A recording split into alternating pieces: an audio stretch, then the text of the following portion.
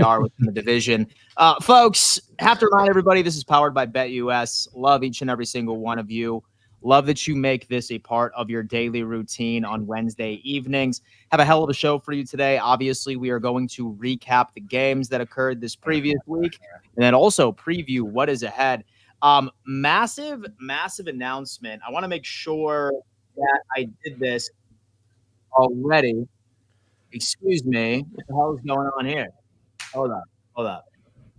And just quickly want to say, CB, right, we appreciate you coming in and filling in for TD tonight. TD can't make it. Yeah, CB, we really appreciate that. Sorry, guys, I had a gaffe and I heard myself in the video over here. But listen. No, yeah, I appreciate it. I appreciate the invite, man. It's always a fun time being on with you guys. I mean, yeah. I mean, you know how we get down. You know how we do this. CB, you represent the Fins well. Man. Damn. Yeah, man, he certainly does. But guys, right where I was, we are officially on audio now. So now you can listen to us on Spotify. If you could do us a favor, please go on ahead and hit that link at the top of the chat and leave us a review, baby. I'm not asking for 5 stars. I'm asking you to be open and honest. Simply just go on ahead and just hit that link on Spotify. Give us a quick little $5 and listen to us on audio. But anyway, let's go around the table, see how the homies are doing. CB, what's going on, dude? Man, not feeling too well, but hey, you know, the Miami Dolphins play the big bad Buffalo Bills this week, right? Yeah. Another opportunity to right the ship. I mean, Tua came back this week, played well, right? Yeah, didn't do anything spectacular, didn't do anything terrible. Yeah.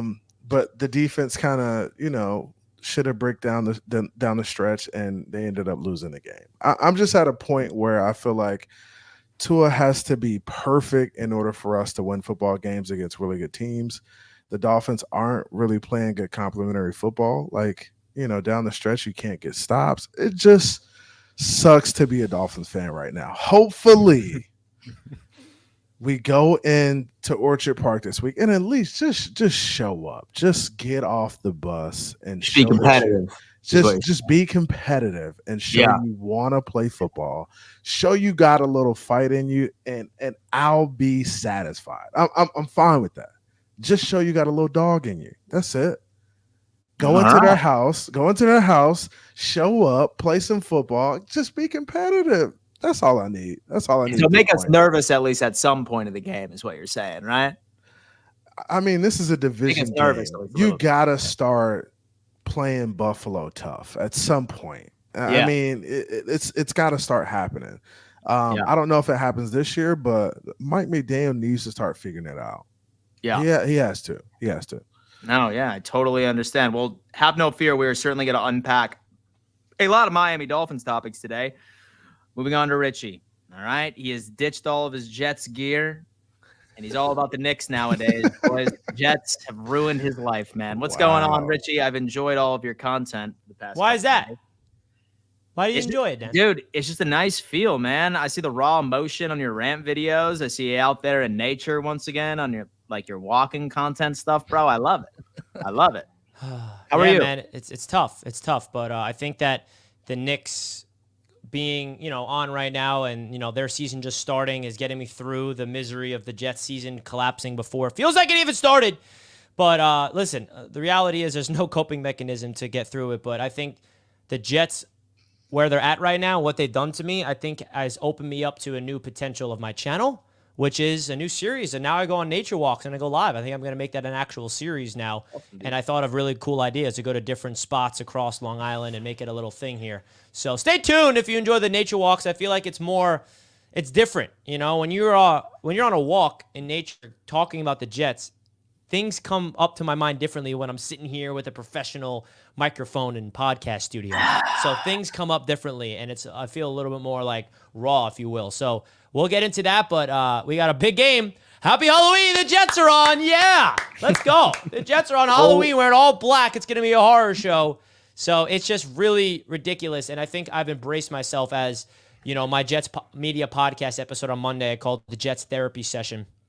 So Jets fans can come together and, you know, let out their feelings and vent a little bit because, you know, we'll get into it, but there's a reason why Jets fans feel the way that we're feeling right now. Like this is just unprecedented territory because of the expectations that we had internally and not only expectations internally, but at national hype. Like, it wasn't just Jets fans hyping this team up. It was everybody. Not every single human, not Dolphins fans, I know that, not our rivals, but like NFL media people, like other NFL fans. There's a lot of hype around the Jets, and to see it collapse at the way that it has at 2-6, it's just insane. So we'll get into it, man. But shout out to the chat. We appreciate you guys. Salute.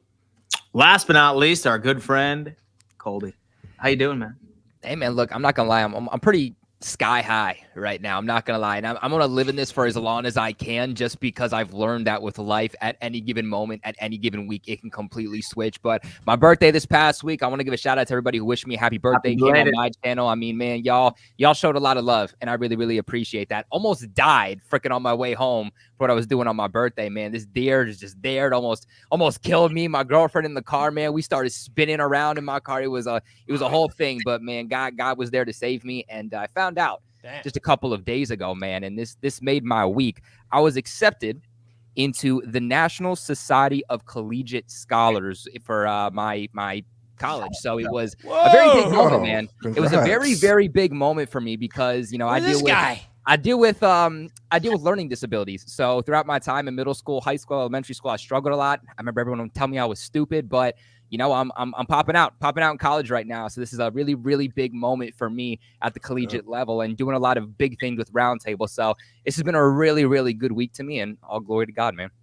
Congratulations, brother. The hard work is putting in, man. I see the grind that you do. You are putting in not only a lot of work into Roundtable Sports, the AFC East Roundtable.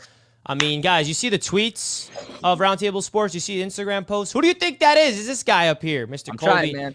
He's hosting all these roundtables out there. He's representing his Patriots, and he's out there killing it in the academics, man. So congratulations and a happy belated birthday again to you, man. And we love you here at Roundtable Sports. I love He's wearing many hats.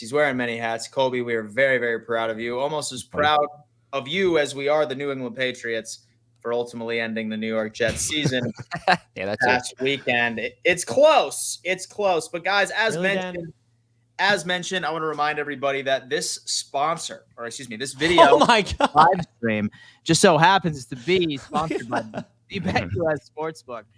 And I think it's funny because my good friend Z-Bot, who is also a host of several Roundtable channels on the Roundtable Sports Network, he pointed this out on X today, and I find this very funny. If you wanted to win $100 by betting on the Buffalo Bills to win the AFC East, you would need to bet $4,000. You would need to bet $4,000 to win 100. All right, for the Buffalo Bills to win the AFC East. This is where it's at. Then next closest is the Dolphins at plus 2,000, Jets at plus 2,500, and then is that what? Okay, that's plus 10,000. For a second, I thought it was plus 100,000 for the New England Patriots. But damn, if you're feeling froggy, all right, just go on ahead, make it happen.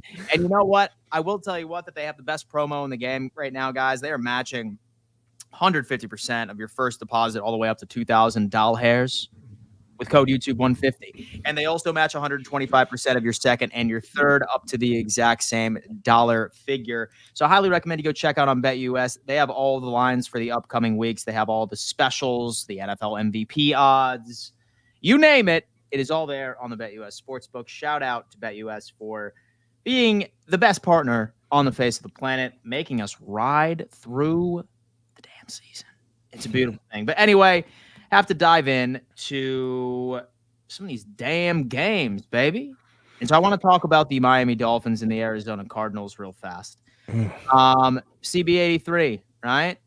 And so one thing that I noticed is that I thought Tua did play well.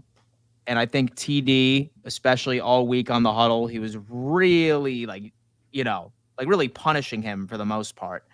Talk to me. Thoughts on the Miami Dolphins loss against the Arizona Cardinals? What went wrong? What are you hoping improves for the future? What's the status? What's the pulse check for the Dolphins right now? Talk to us. I mean, pulse check for the Miami Dolphins, especially fans. I guess it's like, in this gray area of trying to figure out what will be moving forward. I think there's a lot of uncertainty in the organization. We extend all of these guys, Jalen Ramsey, Tyreek Hill, Tua Tagovailoa.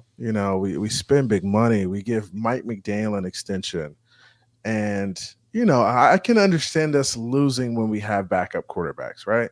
And honestly, I felt like Arizona played a really good football game. So I'm not going to take anything from Arizona. Like, they played really well. Kyler Murray was lights out for the most part.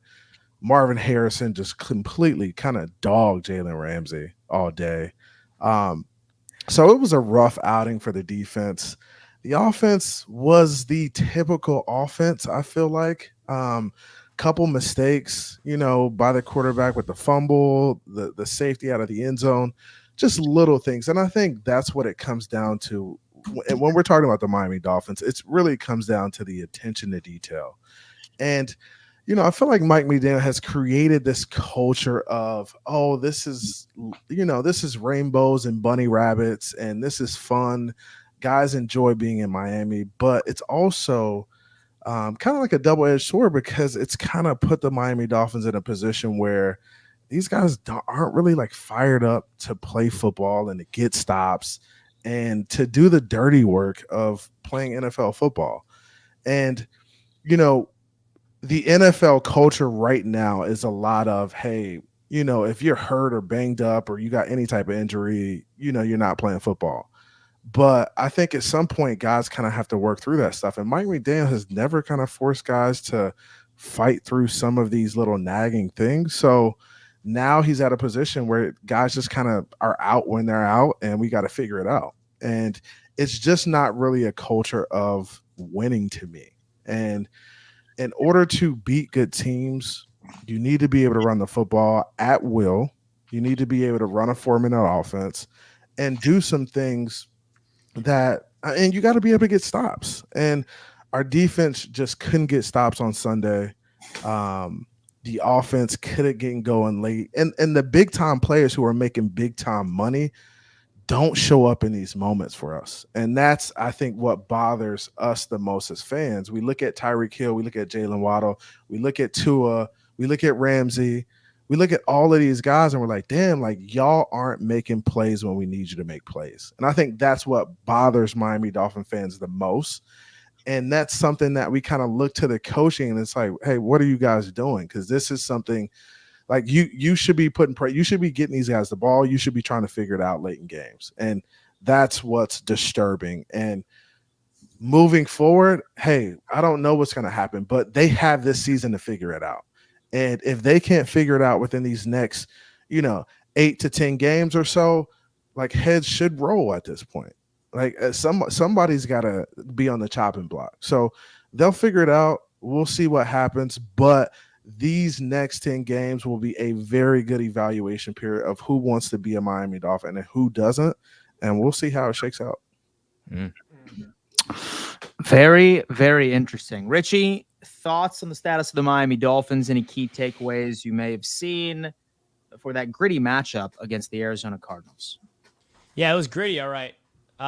Listen, I've been very consistent with the Dolphins. I mean, they're in a situation where they're all in and they're so talented on paper, and for whatever reason, they're not winning with or without Tua, right? Tua can play well, but they still lose.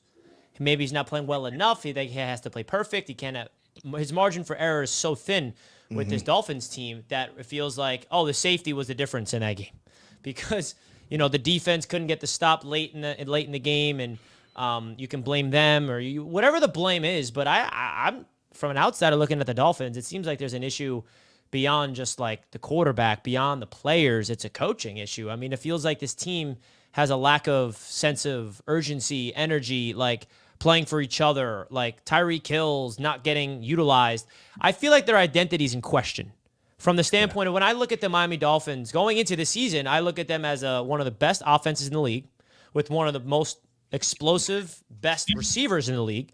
I mean, let's not forget what they did last year. Tyreek Hill, Offensive Player of the Year. Like, the one thing I always gave the Dolphins credit for is their offense is one of the greatest in the entire league, and that's not there anymore. Right? You didn't see it in the first 6 quarters with Tua before he got hurt. And then, of course, with Tua down, you can't expect that to be that good. And then he's back, and, it showed some flashes, but still, where is the Tyreek Hill game? Where is the Jalen Waddle? Right? I feel like those two guys are supposed to be the faces of the Miami Dolphins, and I haven't seen them. And I think that's a big thing, right? You can blame Tua, you can blame the quarterback, you can blame McDaniel. Maybe it's the utilization schematically of those two receivers, but Where's Tyreek? Where's Waddle? Like, I don't understand. Like, those are the two guys that defenses go up against. Are like, crap, how do I guard both of them? And they've been lighting up the NFL last 2 years. They extended Jalen Waddle long term. They obviously are committed to Tyreek Hill. They extended Tua long term. They went all in with a lot of veterans, not youth, and they have 2 wins. So the Dolphins are in a very interesting situation right now. And they also, by the way, extended Mike McDaniel. So they believe this team right now is good enough to win, and they're not winning. Yeah. Do you have any pushback, CB? Did I say anything false? No, I mean, you're spot on. I think a lot of people, even people looking at it from the outside in, like other fan bases, are like, "Damn, what's going on with the Dolphins?" And at this point, I mean, it's got to be player. I mean, it's got to be like coaching related. I feel like, and I mean, we have the talent in the building. That's what bothers us. Like, we got the talent. Relatable. It's just like you guys aren't putting it together. And the Jets are in a similar situation. You guys, fired the coach, and that's not always the answer. But I mean, you look at it from the outside, and it's like, damn, like, come on, bro, just figure it out. Like, more than enough talent. Just come out there and play on Sunday. But I think a lot of it stems from right? Just like culture, like training camp culture, practice culture, competitiveness. If you're really getting after it and you're really doing what you need to do to iron sharpens iron, push on each other in practice and get after it, I feel like you get in games like that and you find a way to persevere, right? You find a way to get the dub. And if you're not doing that, it shows up, right? If you're not running extra, if you're not conditioned, if you're not well into the fourth quarter and you're not huffing and puffing, then you can win games, right? But it looks like the Miami Dolphins just don't have it late in games. It just looks like they get worn down and it comes back to bite us. Sucks. Very, very interesting. And so what you got on that game, Colby? Look, honestly, I just think the Miami Dolphins, they're checked out. And I think they're checked out because of where this team is. And I think you go in and you have certain expectations. You look at where the Miami Dolphins have been over the last few years. They start as one of the hottest teams in the National Football League, especially offensively. And I think that is something that the NFL has come to expect. That is something the fans have come to expect. That is something that the players have even come to expect. And when it doesn't happen and you're continuously losing and you don't perform up to expectations, that's when you start to check out and losing becomes habitual. And I think that is exactly what's happening with Miami, is the fact that they're not winning. They're not performing the way that they're expecting, and that losing becomes habitual. And you even look at losing Tua during week 2. I think that was a massive momentum switch. And I think a lot of people don't give credit to momentum in the NFL, because I say this all the time, even on this channel, on my channel, and I'm going to say it again here right now. Football is just as much mental as it is talent, as it is physical. And I think we're seeing that with the Miami Dolphins. Not only did you start losing earlier on than expected, but you also lost your quarterback early on. And I think that switched the momentum. And I think that you're hoping that Tua comes back and players start to get bought in a little bit more. You start playing cohesively as a unit. And if they do that, maybe they can get back on track. And maybe it's a little bit too late for them to really start talking about playoffs. I mean, even though really everybody's still in the picture, because everybody is like the same record right now. Even the Raiders are still technically in the picture, whether it's mathematically or, just mentally, they are still in it. But I look at this game specifically, and I think, they put up 27 points, and this was Tua's first game back. And first off, you have to look at the Cardinals. The Cardinals are a wildly inconsistent team, but when they have Kyler Murray in there, it literally is the definition of any given Sunday. When Kyler Murray is in there, Marvin Harrison Jr. is in there, that is a team that can blow you out, can win against any good team, and you're really not surprised. But they can also drop a game against the worst team in the league, and you also aren't surprised. And I told this to Dan when the Bills faced the Cardinals. What was it, week 1? I said, don't sleep on Kyler Murray. Don't sleep on the Cardinals, because they can do some damage. And they almost ended up beating the Buffalo Bills week 1. For me, this comes down to the defense for the Miami Dolphins. And I know that, TD, he didn't agree with me when I said that earlier on back on Monday on Autograph. I know he didn't agree with me. And look, I understand. Tua, he fumbled 3 times. He put you in a bad situation. He didn't have a great game. But at the same time, too, it's his first game back. And I think overall, the offense didn't perform bad. They performed fairly well for your first game back with a quarterback that, went out with a concussion, and everybody was speculating that he might not even come back. He might retire from football. to me, it still comes back to the defense. Tua fumbling 3 times wasn't the reason that McBride went off in the receiving game, right? It wasn't the reason that Marvin Harrison went off in the receiving game. I think it still comes down to defense, and that was my biggest question about the Dolphins this offseason in free agency, because I looked at it and I said, you're getting rid of a lot of pieces, or you're losing a lot of pieces, and you're trying to go the veteran route. And sometimes that can help you. Sometimes getting older, going with players who were once good, but they have that mental aspect, that veteran aspect. Sometimes that can pan out for you, or it can absolutely kill you. And right now, I think we're seeing a little bit mix of both. And again, I just think it all comes down to the mental aspect and if this team can get bought back in. But I also think that there's a little bit of a lack of talent, and they have to go back out there this offseason and rejuvenate this offense and rejuvenate especially this defense with some younger, more athletic talent. See, it's very interesting because I think the Miami Dolphins are on the verge of, regardless of what happens on this coming Sunday, I think it's either going to be the difference between a fire sale and or maybe they end up, maybe even in some sense, be some sort of buyers, especially since their schedule, for the most part, after the Buffalo Bills seems to ease up, even if Tua is able to take that next step and the Miami Dolphins start looking a bit more like they did at the beginning of the 2023 season. I'll tell you what, and I'm not sure if CB83 has anything to say about this, man, but I'm convinced if you guys do lose on Sunday, I see you guys walking away from a major player. I could potentially see it being Tyreek Hill. I saw that tweet exchange that he ended up having with one of your fans earlier this morning where, I mean, he could be trolling, but at this point, like, you're like really just watching the camera pan to him on the sidelines when y'all were getting absolutely blasted by a team. He was laughing with Waddle on the sideline. Then on X today, he was saying something like, yeah, I also like making game-changing plays, but now I'm just a blocker. So very curious about that. I'm also curious to see if Mike McDaniel is still going to have a job or if he will last until the end of the season. A lot of people are like, oh, Dan, well, he just signed a contract extension. Issue is that coaches' contracts mean virtually nothing to the cap space. It is all up to the owner. They could easily eat that money, no questions asked, and go out and find a new suitor. Maybe damn Chris Greer is gone after this, but definitely a slow start. Certainly a slow start. Thoughts on McDaniel, right? What are your thoughts on him? I mean, Mike McDaniel is a young head coach, right? This is his 3rd season as a Miami Dolphins head coach. The Miami Dolphins kind of always have this thing of hiring first-year head coaches, and it always kind of comes back to bite us in our ass. But when it comes to McDaniel, he was promising. I mean, he's a young coach. I mean, I think you got to give guys time, but the way this collapse is happening, it's hard to like look at it and be like, yo, we can let this one pass. It's kind of hard to do that in this situation. Now, with Tua coming back off injury, I'm going to give him a little bit more time, right? Because I can understand you in that 3 to 4 game stretch, dropping some games because you don't have your starting quarterback. He really is the system by itself, right? So I'm going to give him a little bit of time to figure this out and right the ship. Like Kobe said, the Arizona is a good team. So, and I'm not going to say they're a great team, but they can beat anybody on any given Sunday.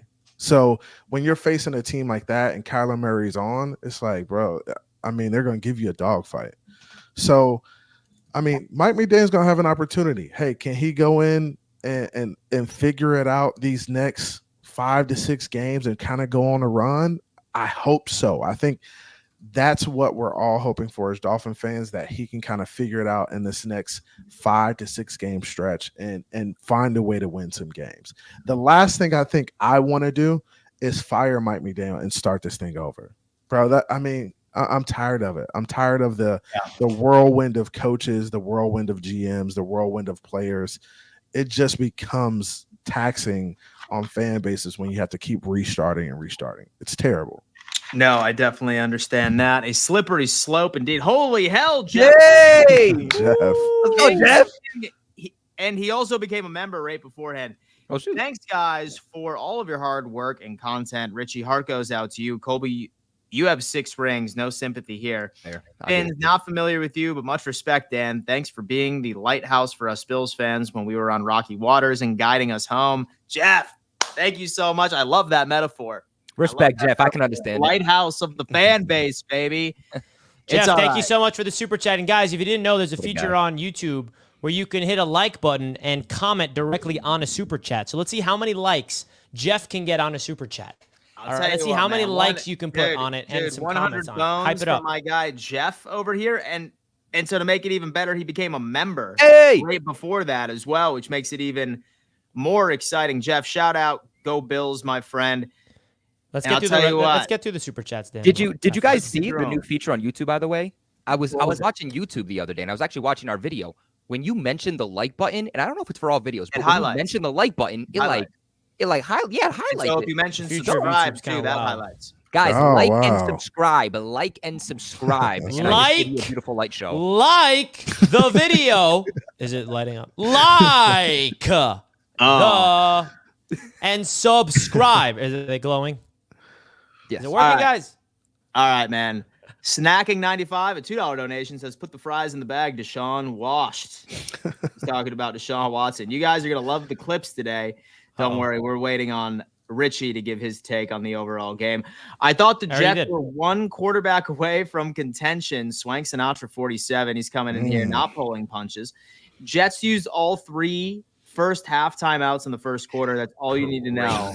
Crazy work. Holy shit. Congrats. What are you guys talking about? Thanks, Flix. Love you, bro.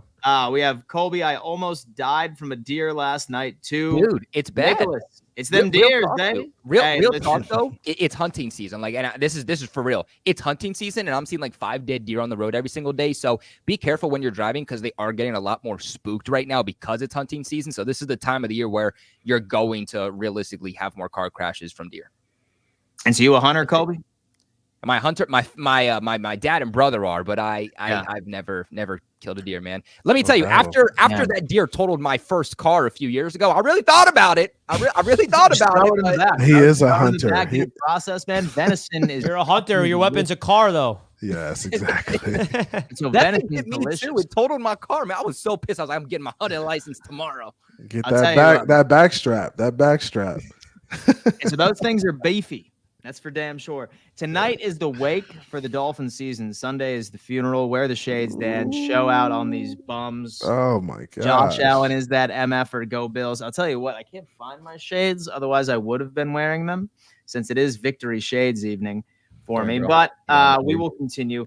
Here, win or lose, even though we suck, get up, Jets. Jet it out, man. We here, baby. Oh, you got them? All right. All right, man. This is absolutely beautiful. Yeah, by the way, if anybody knows what these glasses are from, you're a real one. If you can name what movie these glasses are from, you're a real one. So I need to grab my glasses as well. The Hangover. But Colby, while I'm gone. They look like Fashion Nova. That's what they look like, Fashion Nova specials. No, you didn't get it. Nobody's gotten it yet. Come on, guys. I'm disappointed. Iron Man. Nobody's gotten this yet. Oh, yeah. You're close. The Edith glasses. Yeah, they're the Edith glasses. Edith glasses. The Edith. Okay. I was like, Colby, why don't you go ahead and start breaking down the Jets-Patriots game from your perspective? Oh, yeah, I got to go too then.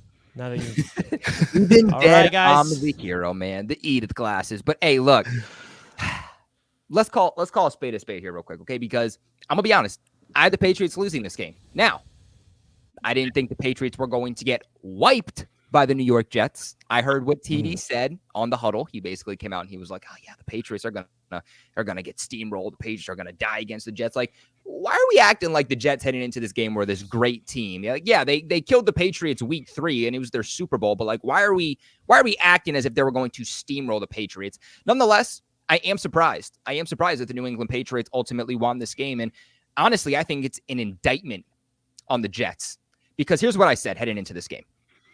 I said, I think the Jets will win. I think they'll have a really good run game in this game.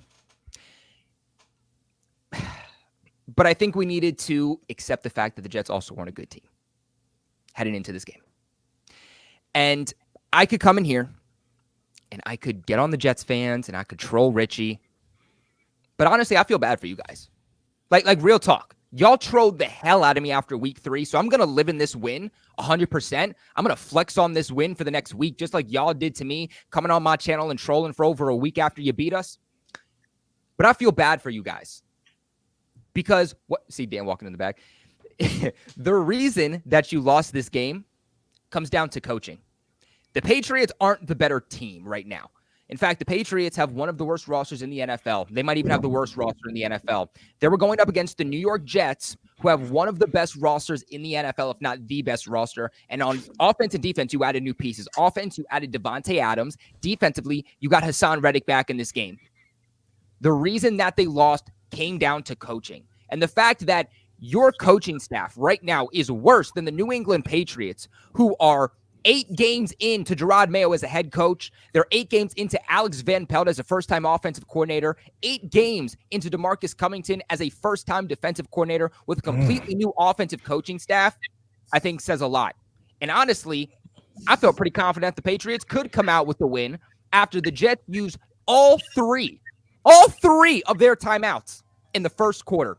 I felt even more confident after they were going for the 2-point conversion later on in the game. And Aaron Rodgers takes a delay of game and sets them back even further. And then they run a play, which was never going to possibly net them that 2-point conversion. It is sloppy football up and down. It is sloppy ball control. It is sloppy play calling for the New York Jets. And the thing that sucks for the Jets fans is, when are you ever going to see a roster this good for New York? Like, if you can't win right now with this roster, with this quarterback, Aaron Rodgers, a top 10 quarterback all time, realistically, when are you going to win? And I think that this is where, realistically, we need to start talking soon, within the next year, 2 years max, about the Jets just going into a complete rebuild. Start shipping off some of your players. Start trying to get some draft capital. Start looking at your future quarterback and start rebuilding this thing up the right way so that the Jets have the future. Because over the last couple of years, they went full in. They went full in on getting Aaron Rodgers. They went full in on getting Devontae Adams. They went full in on getting Hassan Reddick to build up this roster offensively and defensively to be one of the best in the National Football League.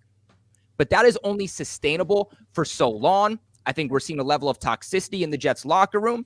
And like I said earlier, football is just as much mental as it is physical, and I think we are seeing that with the Jets. A lot of hype around this team this offseason, heading into the regular season, a lot of Super Bowl talk and playoff talk, and I said this to Richie, I said it to Jets fans, calm down. Like, let's win something before we start hyping this team up, because at the end of the day, this is still the Jets, and you don't win games based off of being the best on-paper roster, and that's what we've seen so far this season. I mean, right now, the Jets are at the bottom of the basement. They're right now the worst team in the AFC East. A lot of smack talk being on the Patriots all season long, and rightfully so, but the Jets have been equally as bad. I mean, let's look at how the Jets have performed so far this season. Week 1, you lose against the 49ers. Week 2, you pull out a close one against one of the worst teams in the Titans. Week 3, you blow out one of the worst teams in the league in the Patriots. And after you beat the Patriots, you haven't won a single game since. And whether you've kept it close against good teams or not, you haven't won a single game. And I put this on Woody Johnson, 100%. Because did you really think that an interim head coach, like 4 or 5 weeks into the season, was going to make you a better team?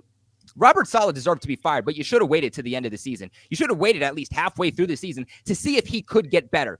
Because did you realistically think that an interim head coach this early on in the season was going to come in and do a better job than Robert Saleh? Did you really think that he was going to send a message to your locker room in a positive direction that was going to switch your team up and make them a playoff team or a Super Bowl team? No. And you know what? Say what you want about the team. Say what you want about Aaron Rodgers, Robert Saleh, whatever. Start talking about Woody Johnson, because to me, and not even as a Jets fan, because I'm not Trust even trying me, to. everyone is, Colby, just saying. But to me, from an outside perspective, I am frustrated for the Jets and for Jets fans and for these Jets players because of Woody Johnson. He put them in the predicament they're in. He put the nail in their coffin after the slow start. And I thought that Robert Saleh was actually looking better as weeks were going on. And I would have given him to at least the halfway mark in the season to fire him. But you go into this game, Drake May is absolutely cooking. He was actually 2 yards away. He only played 1 quarter of football before he went out.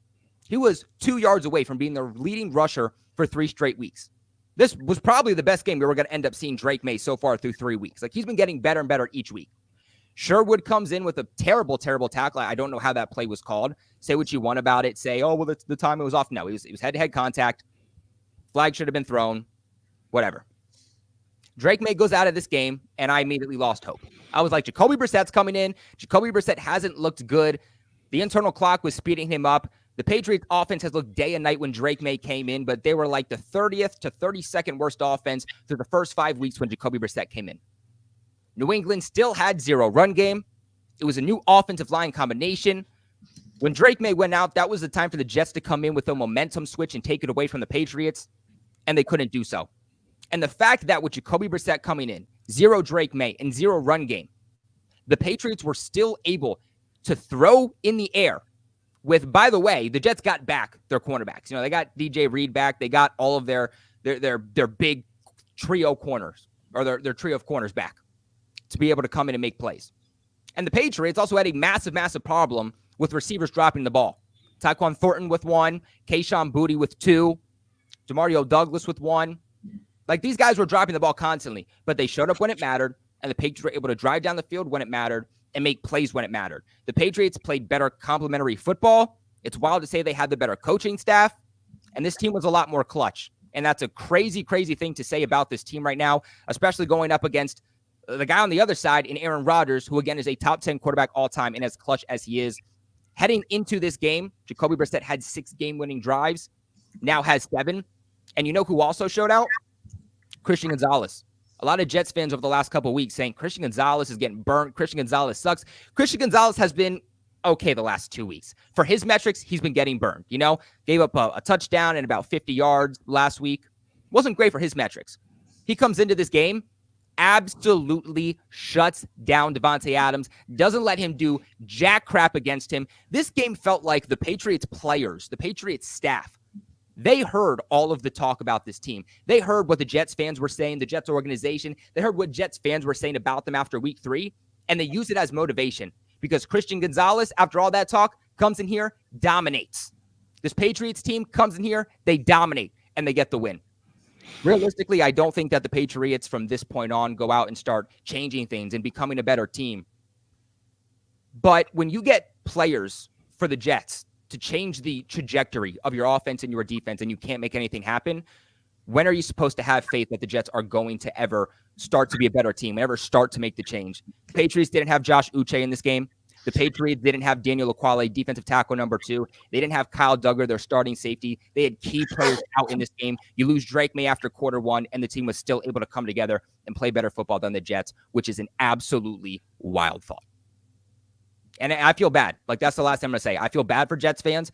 I feel bad for Richie because, like TD always says, it's hard to beat the Patriots. And I think it's finally time that we accept the fact that it is just as hard to lose to the Patriots, and not beat the Patriots, but it's just as hard to lose to the Patriots or lose to the Jets than it is the Patriots. Some harsh words there from Colby. And I'm just keeping it real. Let's be honest. I'm keeping it honest today. Richie, what you got? Yeah, I think, there's a lot of stuff to unpack there. I don't know where to begin. Number 1, you guys didn't dominate us, but you did beat us. Dominate for our metrics. I mean, we're the first team in NFL history to lose a game where we scored 20 plus, gave up less than 250 yards, and did not turn the ball over. 750 games in a row with those stats that usually people win, but we lost. And that's because of a lot of issues. Special teams, defense, not taking advantage of opportunities in the red zone. I can go into this game and tell you exactly why the Jets lost, but that doesn't really matter because the whole thing about this Jets organization is deeper than that football game. If Greg Zuerlein did his job, we would have won. That's another thing, which luckily he's on injured reserve. Goodbye, Greg Zuerlein. You definitely don't have an injury. I don't know where that neck injury or whatever injury you have came from. Yeah, the injury was just him being bad. Yeah, for real. And the sad thing is, the Jets offense didn't look bad. We ran the football pretty well with Breece Hall. We scored touchdowns when we needed to. We moved the football down the field, but we did not capitalize in the red zone. We did not score enough points. Greg Zuerlein missed opportunity from the point after. Field goal miss. The delay of games is just something that just makes me want to, I don't even know what word to use to describe that. I don't know. Burning 3 timeouts in the first quarter, I couldn't believe what I was witnessing. I'm like, I'm being pranked, right? This is just a joke. We can't even get a playoff. And Jets fans are yelling at Woody Johnson. That's the number 1 guy. And you saying this game was lost by coaches. We don't have a coach. So let's not forget, this Jets coaching staff is done. Every single coach on this team is not going to be here next year. We don't have a coach. We fired our coach. We have a defensive coordinator as our coach. So no wonder we got outcoached by even a first-year staff. You guys are not cleaning house after this season, I don't think, right? not. Like, we're about to clean house. Our entire coaching staff is terrible. And Robert Saleh built that staff. Robert Saleh is no longer here. This is his staff that he built. And when you get rid of the leader of the staff, you expect the staff to just get better without him? Absolutely not. I'm not blaming the firing for Robert Saleh as the reason why we suck, but that did not do anything positive to this team. It did something worse, in my opinion. So it's just ridiculous. The fact that the Jets have done everything, re-sign Hassan Reddick finally to get him in the building, trade for Devontae Adams. I mean, you name it. We're doing everything, and we're still losing to teams that are bad. And we're bad, just like them. And that's what it's proven, right? Everyone's like, oh, look at the schedule. It gets easy. Like, how do you know we could beat easy teams? Like, I don't know if you guys heard me last week, but everyone's like, yeah, dude, the Jets are easily beating the Patriots. I'm like, how do you know that? Where's the proof? Is the proof just the Thursday night game we played 5 weeks ago? Because I don't even feel confident at all. And the reality is the Jets, like Aaron Rodgers and that offense, did what they needed to do in the fourth quarter. They went and took the lead, and then it was on our defense to win the game for us, and the defense failed in the clutch. The offense came through in the clutch. The defense did not come through in the clutch, and that's really how the game got lost. And if the Jets got a stop on 4th and goal at that 1 yard line, if we just stuffed Stevenson and say his knee was down, he didn't get in, this would be a completely different conversation. It's funny how football comes down to one play, and the Patriots are the one that make the better play in the last second of the game. So, tip recap to the Patriots. They're young. They fought back. They wanted it more. And I'm just really embarrassed because this is the bottom. This is the absolute bottom for the Jets. You know, Richie, my favorite play in this game, because there's been a lot of conversation between Sauce Gardner and Christian Gonzalez, and, not overall, but just like right now in 2024 here in October, who's the better cornerback? And I just remember when Ramondre Stevenson went up and just made a play into the air, a freaking running back and a pure running back. He's not one of those running backs that can catch passes and be a slot receiver if you need to, like Christian McCaffrey. This is a pure running back, and he went up and made a play on Sauce Gardner, got some yards after the catch too. That was crazy. Basically what happened on that play, Sauce bit to try to get a pick six, and Brissett put the ball beautifully away. Like, if Brissett threw that ball bad, that would have been a pick six the other way, but he threw it away from Sauce where he had no chance. So Sauce's eyes lit up. He thought it was a chance for a pick six, and then he looked, and that ball was perfectly placed, and then he couldn't make the tackle. So that was a bad play. And then not to mention the game-winning play for the Patriots is when Booty turned him around, and he thought he had help over the middle. He got absolutely torched over the middle from a post route, and that was the 3rd and 10. The Jets, for some reason, sending a no-name safety on a blitz instead of dropping it back in coverage to give him some safety help. I mean, it's ridiculous. Jeff Ulbrich is not as good as a defensive coordinator when he also has to be the head coach. That's the reality. Yeah. One thing I'll tell you too, Richie, is something I say all the time on my channel is, a good coaching staff can make a bad roster look good. A bad coaching staff can make a great roster look terrible. And I think that second one is exactly what we're seeing right now with the Jets. I mean, last thing I'm going to say too about this game is the fact that the Jets had the opportunity to kind of come in, and I think this is generous of me saying, because the Patriots have owned the Jets over 20 years now. But the Jets had an opportunity to come in this game and just finally not own the Patriots. The Jets, even if they won this game, they still wouldn't own the Patriots. But this was their opportunity to get that monkey off the back over the last 20 years, because the Jets haven't swept the Patriots since 2000. And that's before I was born. I'm 23 right now, and that was before I was born. They just haven't swept the Patriots since before your boy was born, and they had an opportunity to do that for the first time, and that's another record that's just going to continue now. Yeah, that just sucks. Sorry, buddy. I was excited to sweep you this year, not going to lie. Like, yeah, we'll sweep the Patriots at least. Not to make you depressed. We'll get that monkey off our back at least. Bare minimum, we'll get that monkey off our back. Nope. Can't even beat the Patriots, when they're literally at their worst than I've ever seen them in my entire life as a Jets fan. So it's beyond frustrating. It is absolutely beyond frustrating. And another thing about this team, like, usually when teams go all in, like the Rams went all in with Stafford, the Bucs went all in with Tom Brady, whatever the case may be, usually if they underachieve, like the Dolphins, for example, not this year, but last year, they went all in, but they were good. They disappointed because they fell the division. They had the division lead all year, and they collapsed, but then they still made the playoffs. Like, at least you had that. Like, I thought the Jets' floor was going to be just missing the playoffs by winning 9 games, or making the playoffs and getting bounced in the first round. I thought that was my floor. But no, we're back at literally hell, like in the bottom of the barrel. Like I thought those days were done. That was wrong of me. Completely ignorant for me to think those days were behind me. But I thought at least we're done of being like at the bottom of the barrel. I thought the worst case scenario we're going to be average and we're not good enough to contend with the best. But we're not even in the middle of the road. That's what's so frustrating. Do you have big pending free agents, by the way, Richie? I haven't looked at your free agents. No, for this DJ Reed is our big pending free agent. Because you guys are projected to have about $50 million in cap space. So depending on what your free agents are, you could still make some moves. But if you have a lot of big free agents, but the big question, Colby, that we don't even know as Jets fans is if Aaron Rodgers is coming back next year or is he retiring? Like really a question. Oh shoot. Yeah, I mean, like wow. I thought he was going to be back. Yeah, I think he's going to be back. For sure, but do you want him back? That's a topic. But do you guys really want? Like, do you think he's coming back? You think he's back? I think there's a chance that he retires if he loses the joy of playing the game. I think that's the one thing. He doesn't look very happy right now. I think that's what I'm saying. He's not having fun out there, and Yeah. he's banged up. Also, he's injured. Like he has a hamstring, he has an ankle, he has a knee. Like he's banged up. Last week he did not get hit a lot, so he said he feels a lot better going into this game.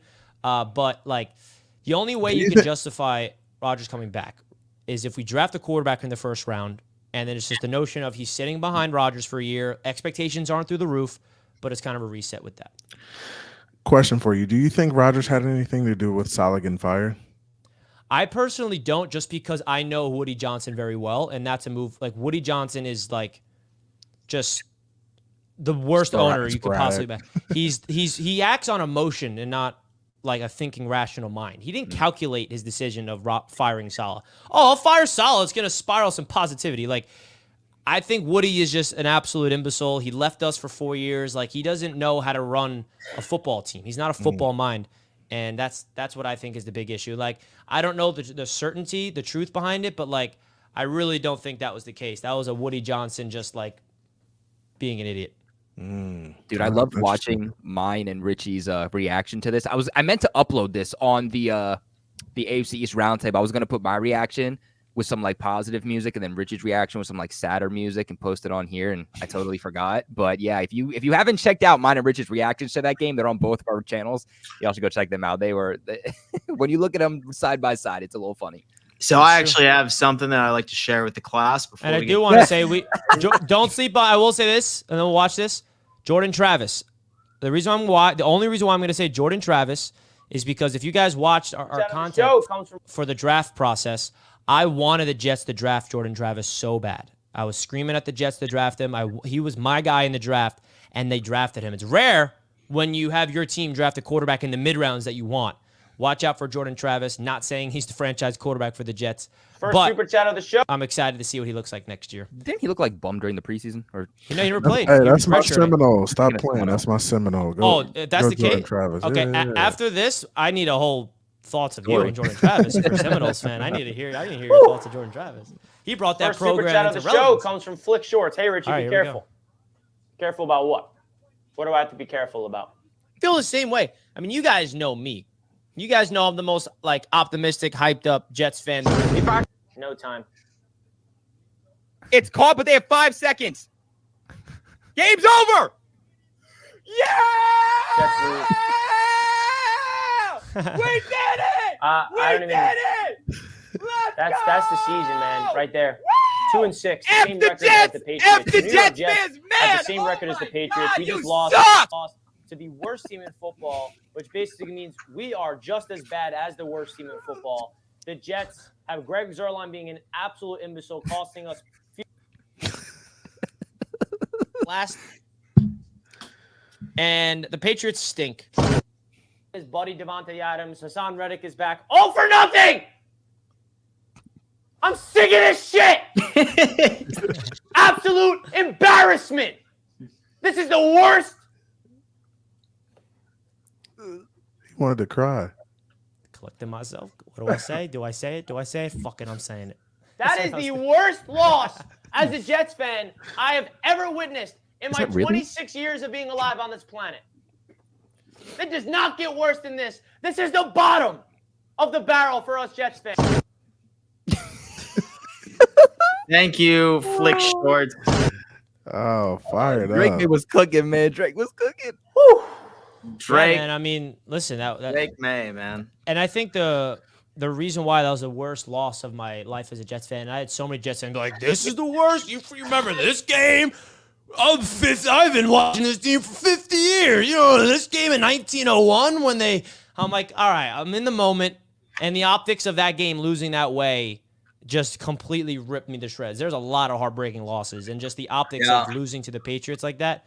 Yeah. No. I mean, here's my thing. I have been a Jets believer from the beginning of the season, right? And I have been on record saying that I'm not going to pick the Dolphins ever again because I picked them a couple of times and they lost because I thought that there was like some favorable matchups. But I'm kind of getting to a point where I'm not sure if I could pick the Jets again. There's still a part of me, and I mean, like, obviously we'll get into this once we end up getting into the preview for the Texans game tomorrow night. I look at this Texans offense and I say, okay, so still no Nico Collins. Stephon Diggs is out for the season. And the Jets defense ended up handing CJ Stroud one of his worst performances all last year. So a part of me wants to say, yeah, I think this is winnable for these guys. I look at their schedule and I'm like, I think that there's some winnable games here. Maybe like not all hope is lost, but would have been nice, right? I don't know, man. I don't know at this point. I'm not going to tease my prediction until later in the episode, but CB83, thoughts on the status of the New York Jets, that loss against the New England Patriots. Should they hang it up? Should they give up? Or do you see them potentially being able to turn it around? And what do you think about Draco? Or an option also is to just give your analysis of Jordan Travis. You know, talk about Draco. I mean, honestly, I think I think the Jets are in an interesting position. I think they're similar to the Dolphins. I think they're at a crossroad. It's either you turn the shit around or you end up, just checking out. And I mean, Aaron Rodgers is just not the type of leader you want for your football team, right? He just doesn't have the attitude. He doesn't have the spark. He's older in age right now, so he doesn't really care, as much as people would think. I just think Saleh was never the answer there, but you don't fire him in the middle of the season because it's just a terrible look. You just let him ride it out and you fire him after the season's over. They just have made some questionable decisions. And honestly, it is any given Sunday in the NFL. If you don't come to play, you're going to get your ass whooped. And that is just the nature of the NFL and where it is. And the Jets just don't have the juice right now. They just don't have it. And maybe they can muster it up, over the next couple weeks. It's just a tough position to be in, especially when you don't have a head coach and you're dealing with interim head coaches. And Aaron Rodgers, I mean, he's leading the system, and you got Devontae Adams, you're bringing him in, trying to work him into the system. I just feel like there's a lot going on there. There's a lot to deal with. And the Patriots kind of have a system of, hey, we've been doing this. We're just going to keep plugging, keep working. We got young guys. We'll figure it out. And they just showed up. I don't understand how we beat you guys with a backup quarterback and the Jets can't go in there and do the absolute same thing. I don't understand it. And I think that's the nature of the NFL and where teams are week to week. You just got to show up and play. You got to show up and play. And hats off to the Patriots. They played a good game. They end up winning, and the Jets dropped one. I think sucks. Sucks to be the Jets, but you have an opportunity to play more football games. And that's why we watch. That's why we're entertained, because shit can change any given Sunday. All right, like we could go out and beat the Bills this week and turn the season around. Is it going to happen? We don't know, but that's why we watch. That's why we enjoy football. It's competitive. Cat's got an opportunity to come in and win games. So we'll see how it shakes out for you guys. But wishing you guys the best. Wishing you guys the best for sure. Yeah, I mean, I also too. I would have ran Breece Hall a little bit more. I mean, this has become one of the worst run defenses in the NFL. I mean, you didn't have Josh Uche in this game. Now you traded him away. You lost your number 2 defensive tackle. Like this team's killing on defense right now. Though I mean, between the injuries, they're running the ball well too. And they were they're running the ball well, and they went away from it. And I mean, Aaron Rodgers, he didn't do anything spectacular. I mean, he had what should have been a really bad interception, but the Patriots have a second string safety as their starting free safety back. Garrett Wilson ate all for nothing. He did, and he killed Marcus Jones today. And I think, although Davante Adams got shut down, I think you saw why you made that trade for Davante Adams. Is you're not asking Davante and Garrett Wilson to both go off for 200 yards, but it's to open up one of the other guys, because if you only have Garrett Wilson in this game, it's Garrett Wilson against Gonzo, and Gonzo's not going to allow him to go for 100 yards and pop off the way that he did. So this allows you to have one of your guys opened up, and I think it's supposed to make the Jets multidimensional. There was a sequence, Colby, in the game that I think you can remember where Garrett Wilson was red hot. He had like back-to-back receptions, and then the Patriots switched Gonzo on him, and then Rodgers immediately went to Davante Adams. Against in that moment, I'm like, this is it. This is like, if you got a number one corner, whoever Gonzo's on, whoever's not on him, you target, and we're unstoppable. You know, that was my delusion come over. I'm like, this is it. Like, Gonzo's shutting down whoever he's not on. You throw him the football, and then we didn't even score a touchdown in that drive. We probably had a great line missed field goal. And that's the thing too, is it's like you're getting, not maybe to the full degree, but you're at least starting to get what you expected from Davante Adams. And that's not for him to necessarily pop off, but it's for the rest of the offense to open up around him. And I think it did a bit. You know, Garrett Wilson goes off. He was averaging 22.6 yards per reception. You know, Breece Hall, Braylon Allen wasn't doing much, but Breece Hall, he was absolutely, going off. He was averaging 5 yards per carry. Longest run was 16 yards. I think they sat him down a little bit after that fumble. But, for me, nonetheless, I feel like you probably should have ran the ball a little bit more, and they went away from what was, going well for them offensively. And I think they should have contributed on the ground a little bit more than they did to make the Jets more multidimensional. And I think they got predictable. And, the Patriots, they're struggling. The Patriots defense is struggling in large part, again, due to the injuries they have and the overall talent on that defense. But the strength to the team is that secondary for the most part, and what's killing them is on the ground. And they could have dominated time of possession. They could have ran the ball down the Patriots' throat, and they just chose not to do so, and that comes down to coaching. Yeah, we suck. Sorry, buddy. But Jordan Travis, quickly, CB83. You're a Seminoles fan. What did you see from him? Do you think he's going to transition to the NFL well? Jordan definitely needs some time to develop as a passer, right? But he was single-handedly the reason why Florida State kind of went 13-0 last year. So he's a good quarterback. Honestly, I give Jordan Travis a lot of credit because, people talk about how Norvell's such a great coach. He's a terrible coach. And the only reason he still has a job is because Jordan Travis was running around like a chicken with his head cut off and making crazy dynamic plays last year in college football. So Jordan Travis is a tremendous athlete. If you guys can rein him as a passer and just help him develop, read the defense, be able to, get the ball out quickly, get the ball to guys, he'll be fine. He's a dog. He has that dog mentality. So I do like Jordan Travis. I'm a big FSU fan, so I'm riding with him. I'm hoping he's kind of bounced back from that knee injury, which was pretty tough. And I hope he's ready to go. I mean, he has a bright future if you guys just kind of rein him in slowly. Hopefully he's learning from Rodgers in the film room, doing what he needs to do, learning the offense. I think this time on the sideline is helping him tremendously, though, transitioning to the NFL.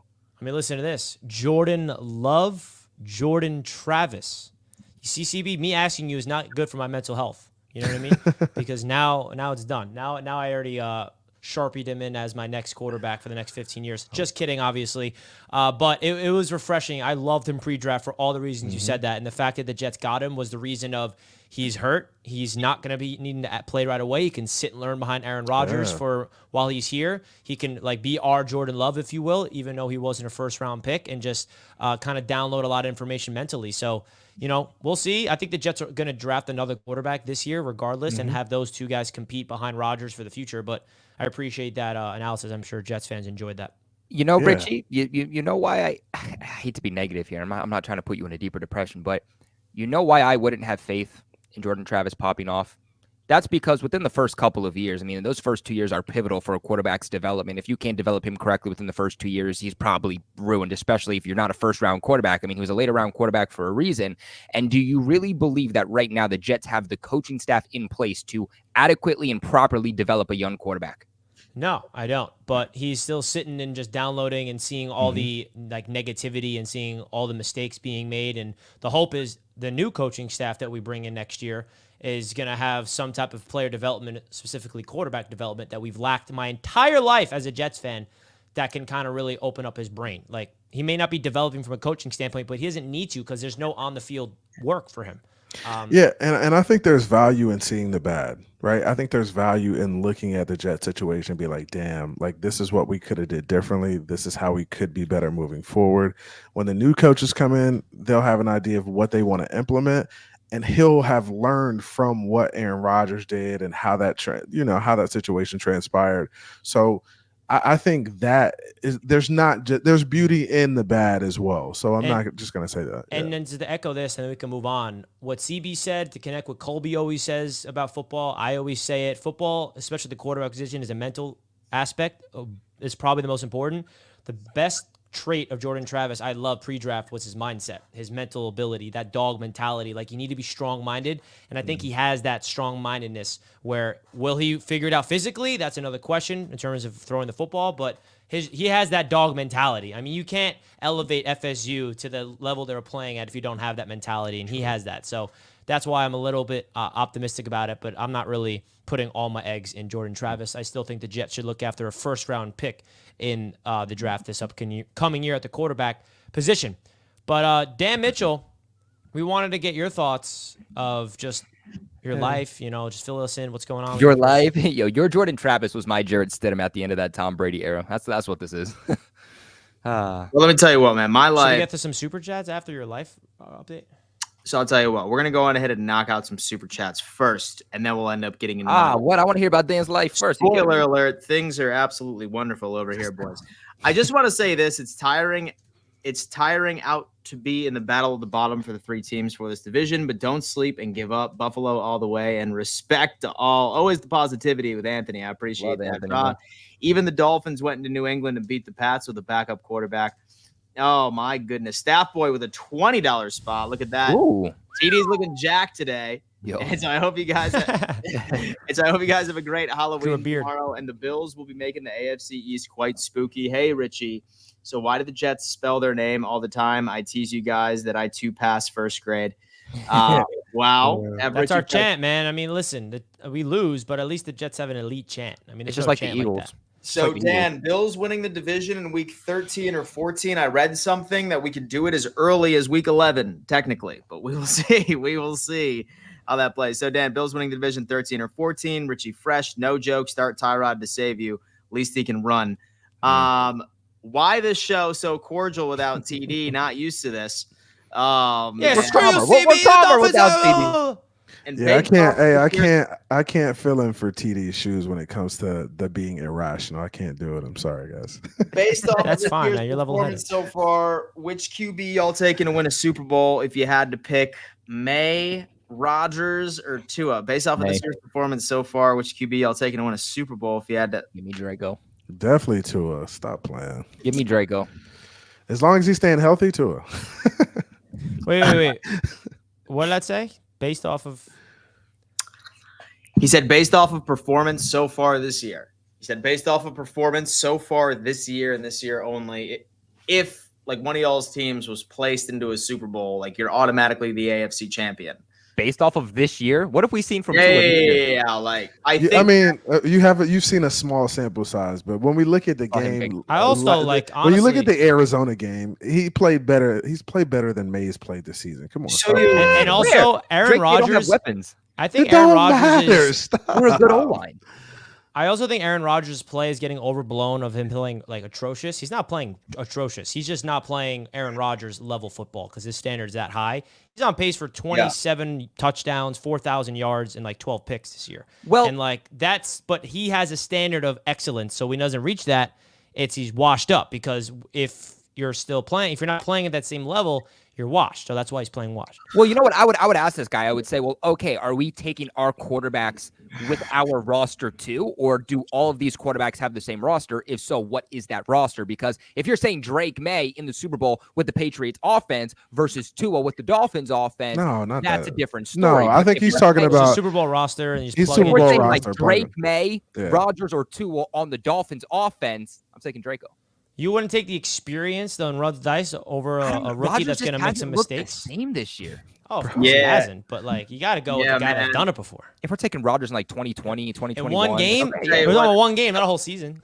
I feel like I'm off the Rodgers train, boys, unfortunately. Dan, is Benford the best cornerback in the AFC East? He is. In fact, I'll even go a step further.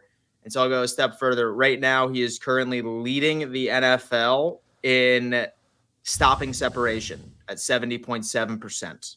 Jonathan Jones is top 3, but I wouldn't say he's one of the best cornerbacks. Yeah.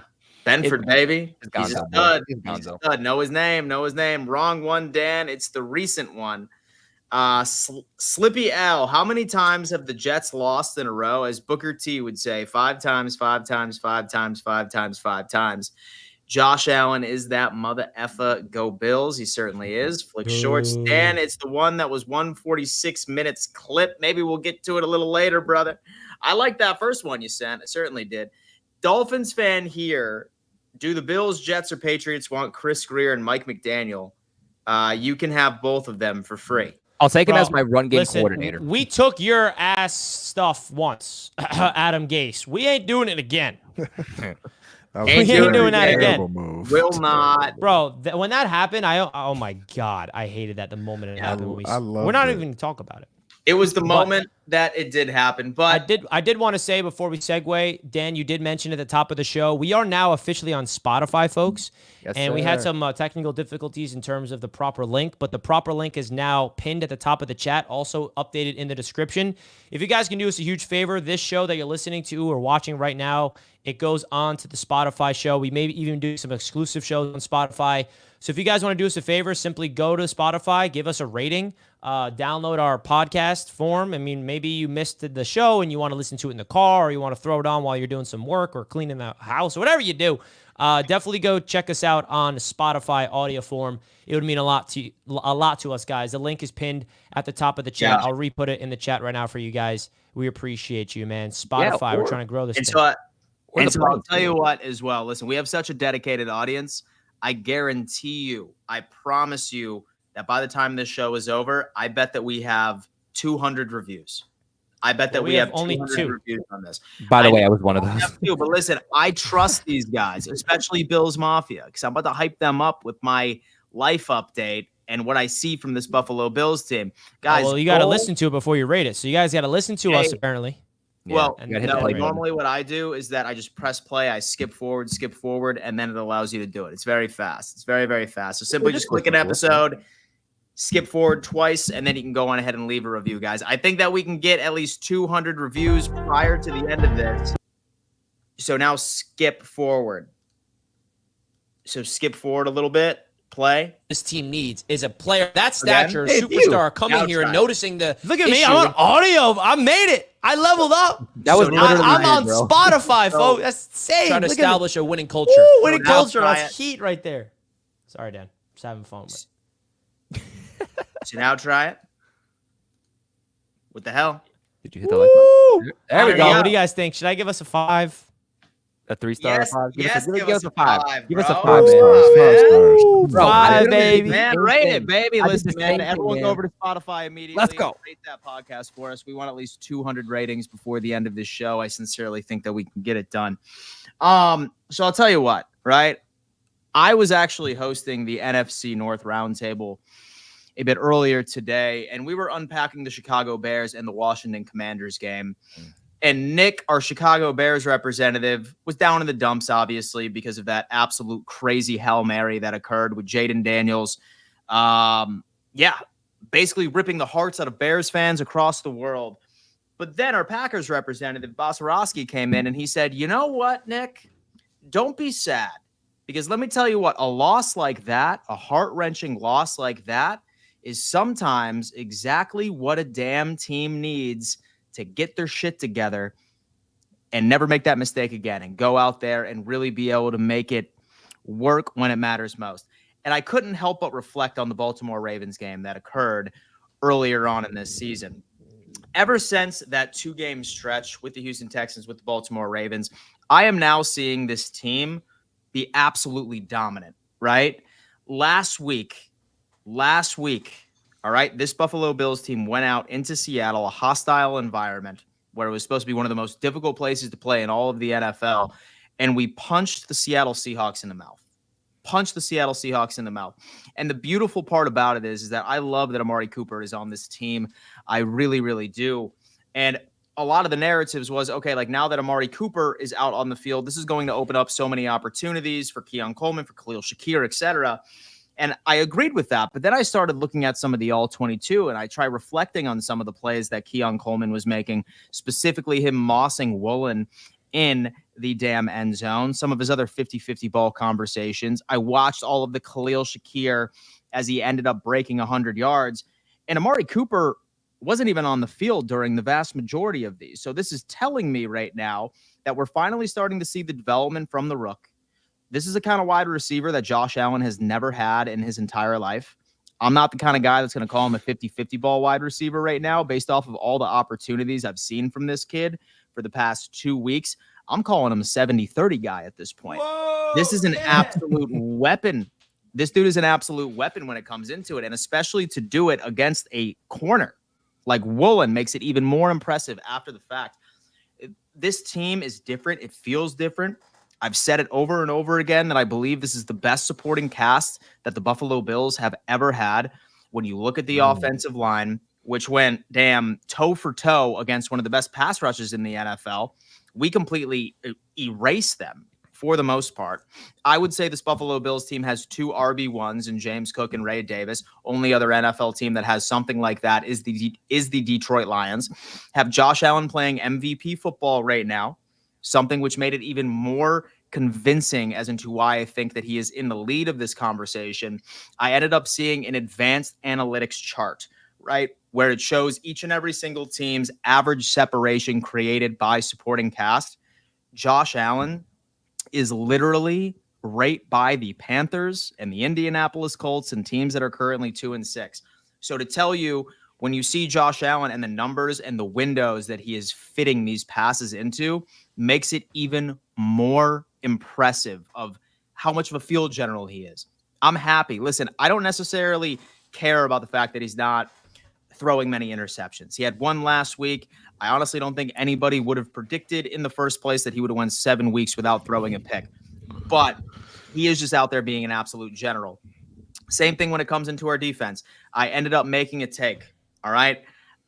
So I made a take a couple of weeks ago, and I said, listen, this Buffalo Bills defense is allowing teams to run on them in the first half just so we can get a good understanding of exactly what this team or what that specific offense, what their best plays are, what their pitches are, so that we can go ahead and do that. And I tried pointing out EPA in the first half of the football games, and then I started pointing out EPA in the second half of football games. First half, we were ranked 27th in run defense. Second half, we were ranked 2nd. And a lot of people were like, damn, what the hell are you talking about? Look at what Derrick Henry did. And I was just like, okay, listen, point out a single defense that has done well against Derrick Henry after he ends up rushing the ball 20-plus times. It's an anomaly. You can't make that comparison. Buffalo went out there and proved to the world that we had all of the answers to stopping the run from the very beginning, holding Kenneth Walker III to a single rushing yard in the first half, and their leading rusher for the entire game was Geno Smith at 16. This was all with Bernard being out. This was us being injured in the interior by running a lot of dime package, having the answers after the fact. Benford is absolutely locked down at the corner position. Rasul Douglas locked down at the corner position. Taron Johnson, the entire thing.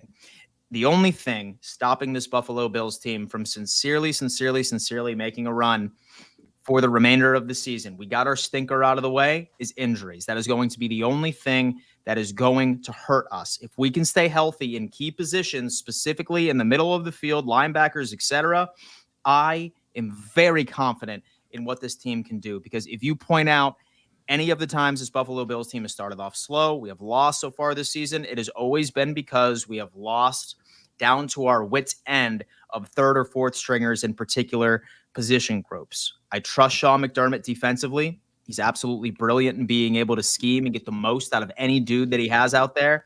This offense is absolutely moving. We're putting up 30 points against teams on a week-to-week basis.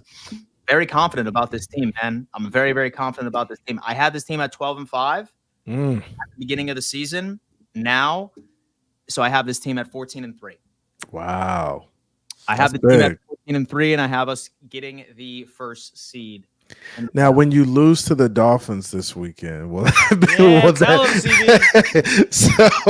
so when you take the L this weekend, can I come back?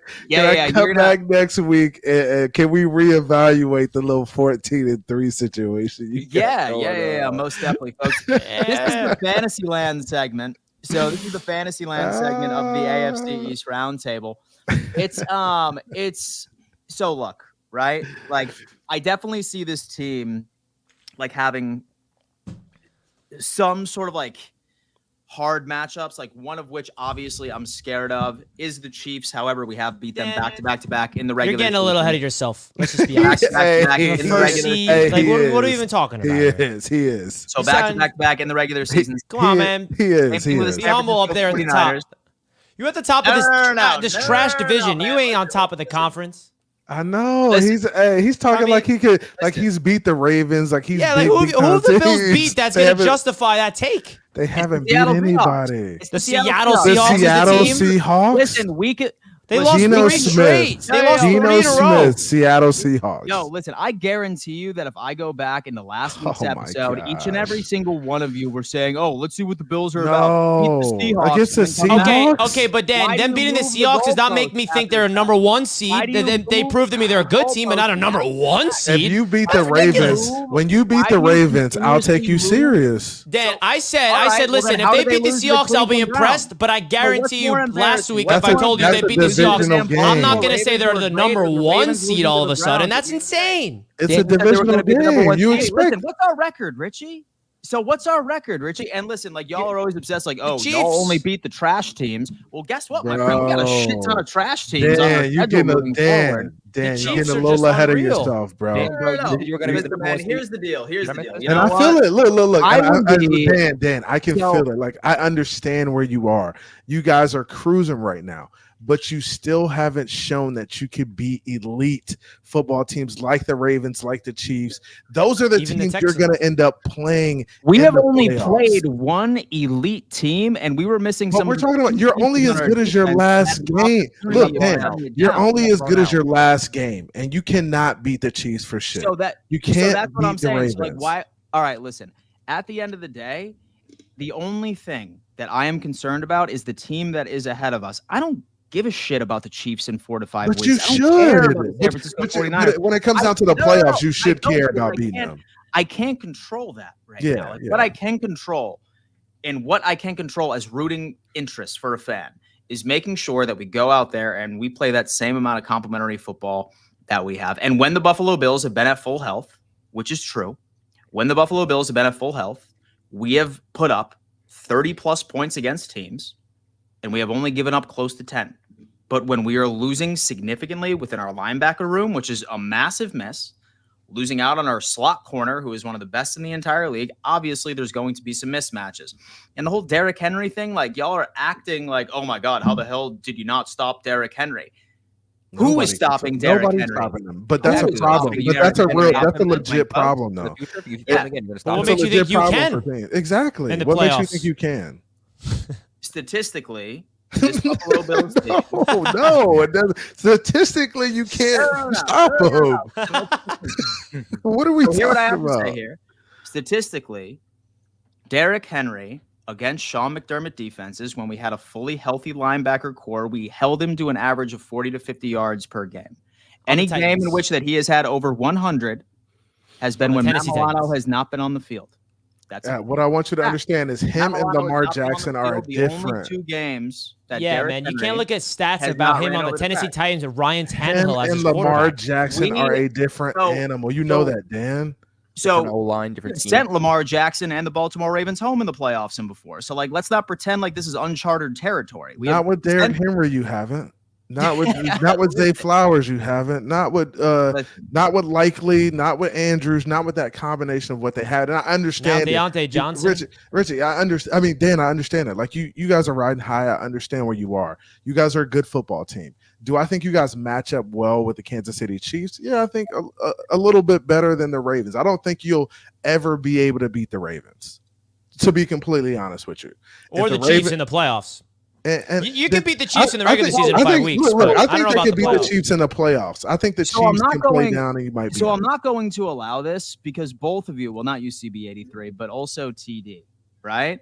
I feel like I should probably get a bit more respect with my takes here, since I was the only one that tried telling you fools all season that the Buffalo Bills weren't going anywhere. Dan, I respect how many you. weeks in a row? I'm just telling you to slow down. That's all I'm doing. Well, listen, man, like how many weeks in a row during the offseason did y'all say, Dan, like what are y'all's weapons? Y'all are about to absolutely falter this year, man. Like, dude, like y'all are about to damn suck. Who's correct? But who have you guys beat? I would be walking around eggshells. Who have you guys beat? I would be walking on eggshells based off of like saying, oh, Dan, I don't know about that. It's not like yet. Listen, bro. As far as my track record is concerned, I think that I am the only one on this panel that has given an accurate representation of who is going to be leading this division at this point.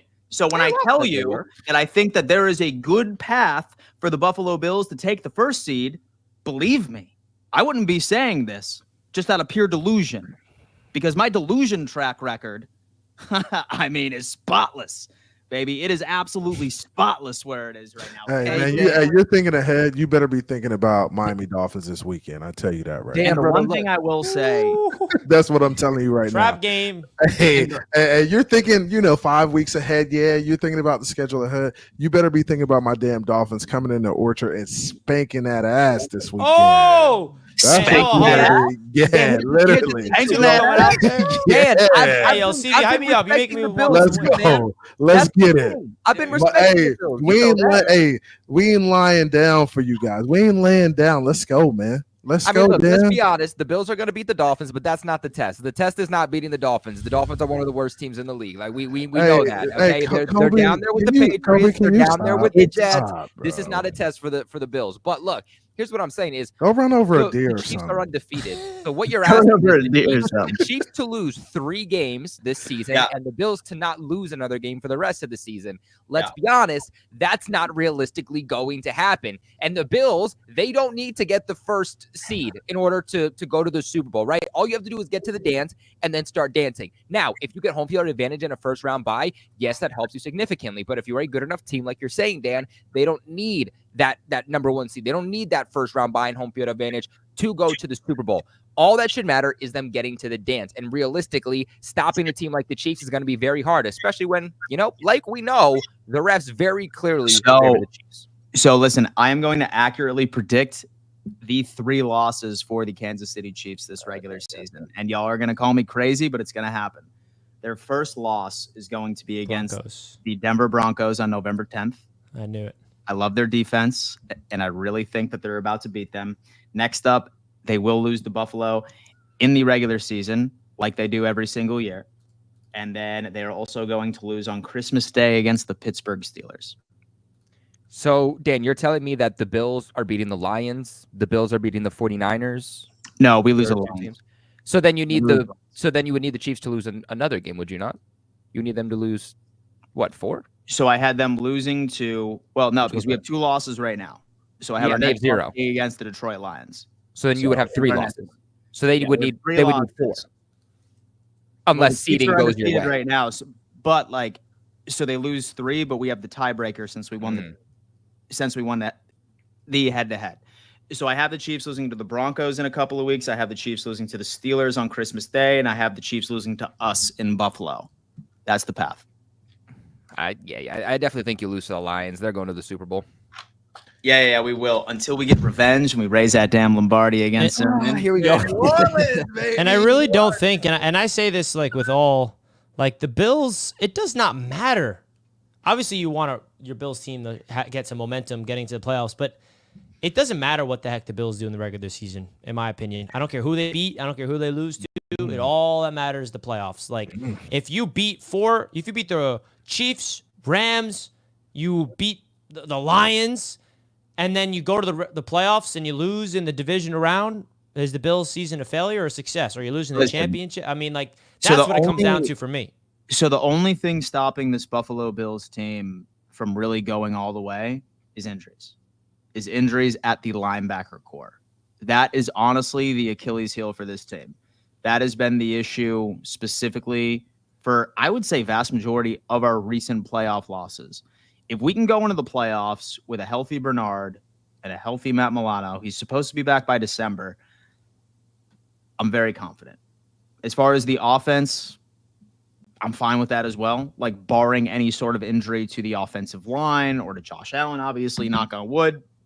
And the key to the Buffalo Bills really being able to compete with all of these teams that you say that we can't beat, although that we ended up playing those teams where we lost, we didn't have a lot of our key pieces, which are integral to being competitive with teams that typically don't match up well. That is what happens. So I can't promise that this team is going to have the complete roster that we need, but this team is so depth out with the exception of the linebacker core. I'm confident. We just need to wrap our linebackers in damn bubble wrap, and I'm so confident with this team moving forward. I really am. And you should be confident in your team. Manifest it, buddy. Based off how they're playing. Yeah, manifest it.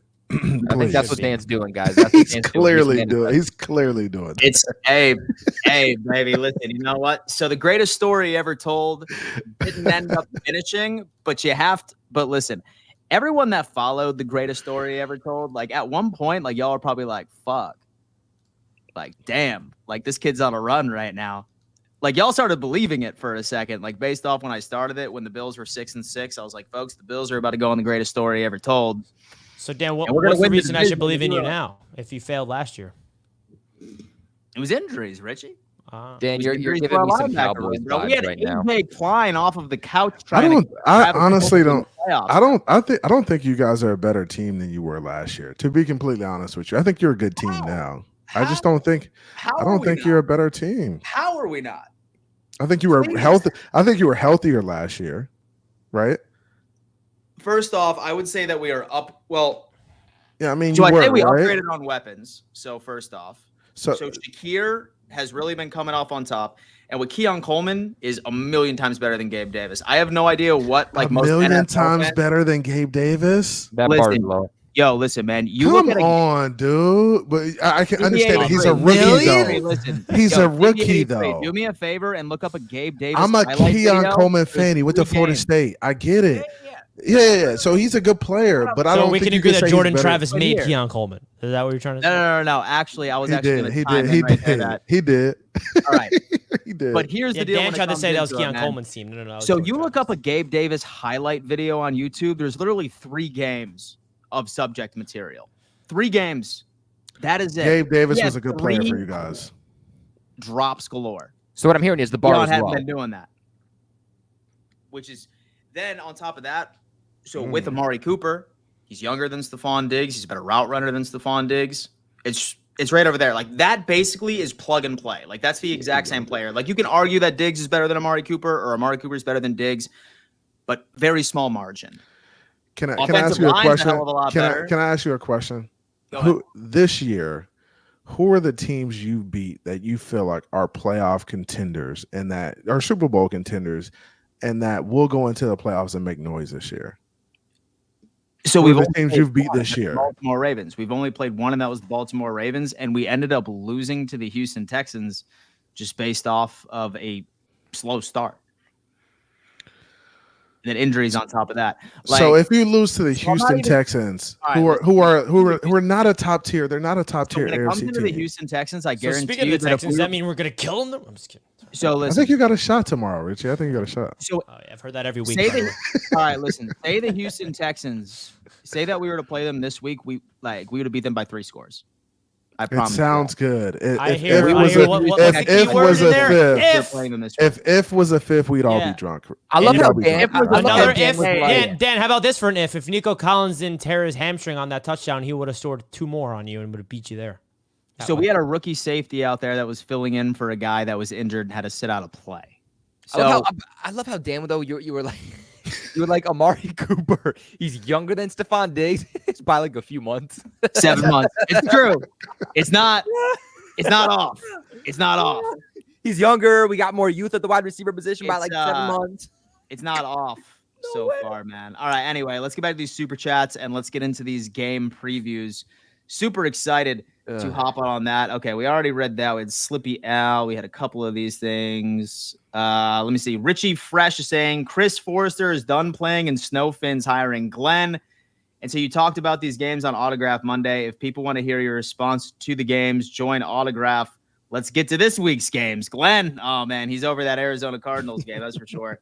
So would you come back if the Bills win? Did we tell him at Monday, Dan? Or Yeah. We're going to tell him at the end of the episode. we have an update on the Monday show, guys. Update on Monday show. So the divisional game or not, CB83, talk about the Browns beat the Ravens. Divisional game, guys. So what makes y'all think you could win the division? Okay, we have Josh.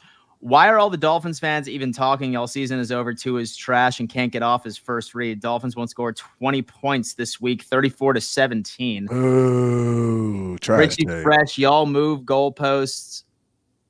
Not schedule. Not our fault. Not our fault. Not on our schedule, not on our fault. Touche. Play the second clip when you have a chance. Oh, man. And so I feel like it's the same one, right? And so the Bills haven't beat anyone yet. And the top two teams they faced, they faltered, and they will be the 2023 Miami Dolphins. Swank Sinatra, man, please do me a favor and send a selfie of yourself to the Roundtable SNX account. I want to see the pain in your eyes. I want to see the jealousy and the pain in your eyes. So please send a picture of yourself over there.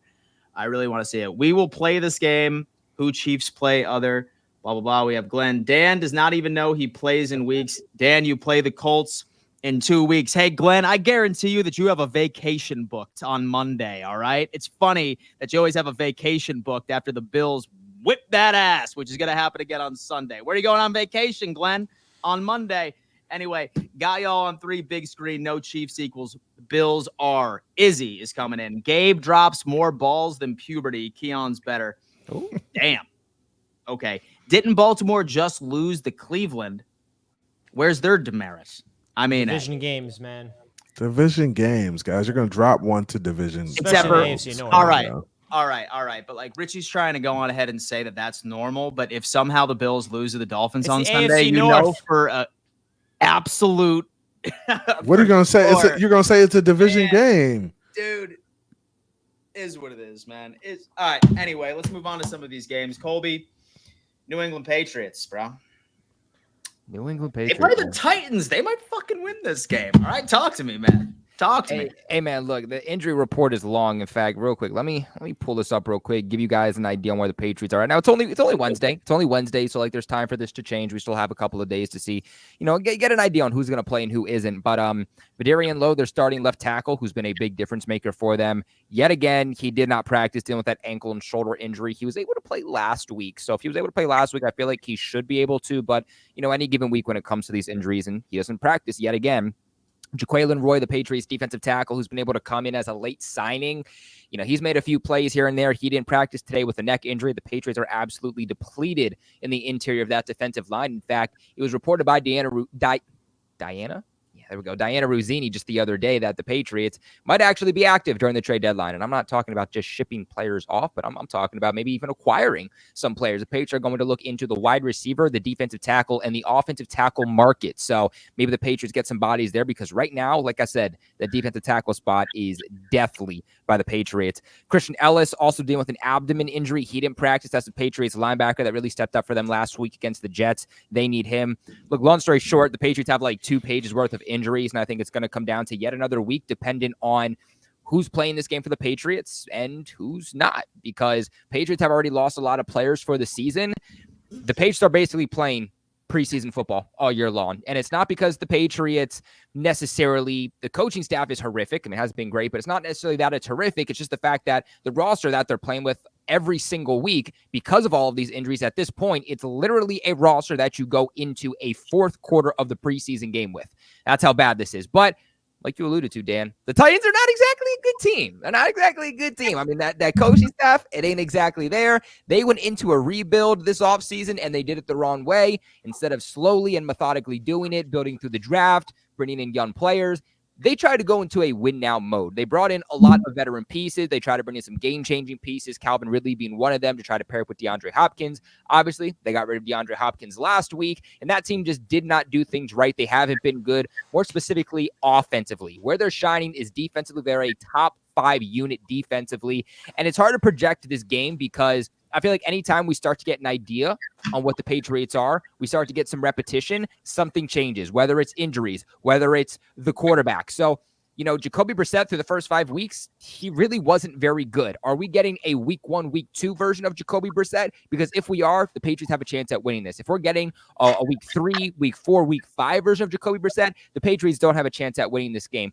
To me, it all comes down to the running game, Ramondre Stevenson, Antonio Gibson. If they're going to win this game, they're going to have to dominate time of possession. They're going to want to stay on the field. They want to slowly and methodically just put points up on the board and play complementary football. When the Patriots are playing complementary football, they're able to come out with wins, but that has been an issue for them. It feels like the offense will go down and score some points, and then the defense will go out and immediately let up a big play for opposing teams to go put up 7 points. And then kind of the same thing with special teams. The offense puts up points, you're kicking the ball off, and you allow them to have a return. They got to play complementary football, and that definitely starts with getting the ground game going, and the Patriots have to get back to doing what they did in the first couple of weeks when they were playing competitive football, and that was running the ball successfully and dominating time of possession because of it. This Patriots defense has been rough. It's been rough to say the least, especially that defensive line, the trenches, the pass rush, and it's not going to get any better with Josh Uche out, but you're hoping that Daniel Ekuale can come back when you didn't have him last week. You're hoping Kyle Duggar can come back when he wasn't there last week, and you can get a couple of reinforcements. To me, I have faith in this defense having a fairly good game against the Texans, but the Tennessee Titans offense, rather, as long as they can shut Tony Pollard down, which is a bit of a tall task. I don't believe that they're going to get anything done through the air. I believe Christian Gonzalez on Calvin Ridley, I'm not worried about that. He should be able to shut him down. It's just going to be the question mark on the Patriots offense against that top-tier Tennessee Titans defense. So I don't think the Patriots are going to blow them out. I think if Drake May plays in this game, I'm confidently saying that the New England Patriots are winning. I don't feel confident in this one without him, but I am still going to say that the Patriots, they're going to be able to come out with this win. They have a little bit of momentum coming out from last week against the New York Jets. And like we've been saying all stream long, sometimes football is just as much mental and it's about momentum just as much as it is the physical side. So I think it's going to be a close game, but I'm going to say the Patriots get this one. I definitely want to give CB an opportunity to preview the Dolphins and Bills game because we know that CB's got to get out of here soon. I also want to get my thoughts real quick on where you at, Heat fans? Talking all that trash? Yeah. Boom. Knicks win over the Miami Heat tonight. Just got to get that off my chest. I saw a lot of nonsense in the chat talking trash to my New York Knicks. How about that Karl Anthony Towns 44 piece? All right, that's enough of my basketball talk, Dan. Trust me. All right, let me get my basketball talk off real quick. Orlando Magic 3-0. Paolo Banchero. Yeah. Paolo Banchero with a 50 ball the other night. Come on, man. Let's go, man. Paolo's nice. Y'all talking about basketball when you already know the Celtics are going to win it again. So, like, what's the point? Get out of here. What's the point, dude? And so the Yankees were up 5-0, and then I just turned the screen back on, and now it's 5. They had 3 errors in the same inning and gave it up. Sorry, Yankees fans. Damn. Sorry. Yikes. Karl Anthony Towns, though. How about it? Welcome to the Knicks. Oh, that got me hyped, man. Sorry. He's already in basketball season mode. Damn. The Jets did it. The Jets did it to him. I know. I got a Knicks YouTube channel. I know, but the Jets did it to you. You would have still had your Jets gear on if y'all was winning games right now. And so I'll tell you what, hey, guys. Man, I got a hat. I got my hat right here. And so I'll tell you what, guys, listen, since we want to be conscious of CB83's time, we're going to move over to the Buffalo Bills and the Miami Dolphins game. CB83, give me your take. Hey, absolutely nothing to lose. The Miami Dolphins are in the pits of the AFC East, right? So we get to go in the Orchard Park, fly under the radar. Nobody on God's green earth think the Miami Dolphins are winning this game. But the Miami Dolphins go in there with the underdog mentality and have the ability to show up and right the ship. They have the ability to do it. You go in there and beat the big bad Buffalo Bills in Orchard Park. You're basically saying, hey, we could beat anybody in the NFL on any given Sunday if we come to play. So I'm looking forward to the matchup. Not saying that we're going to win the game, but I think the Miami Dolphins will go in there and compete, right? And they will go in there and challenge you guys, right? Dan, I know you don't want to hear this, but you got to hear it, buddy. So we're gonna go in there and challenge you guys and make it very difficult on you. And I know your little Bills Mafia will be in a rant and a rave, right? They'll be excited, they'll be drunk and belligerent in the stands, and we'll go in there, fly under the radar, make plays. I think Tua could quietly have one of his best moments this weekend. It could be. And honestly, I think Tua's at a crossroad.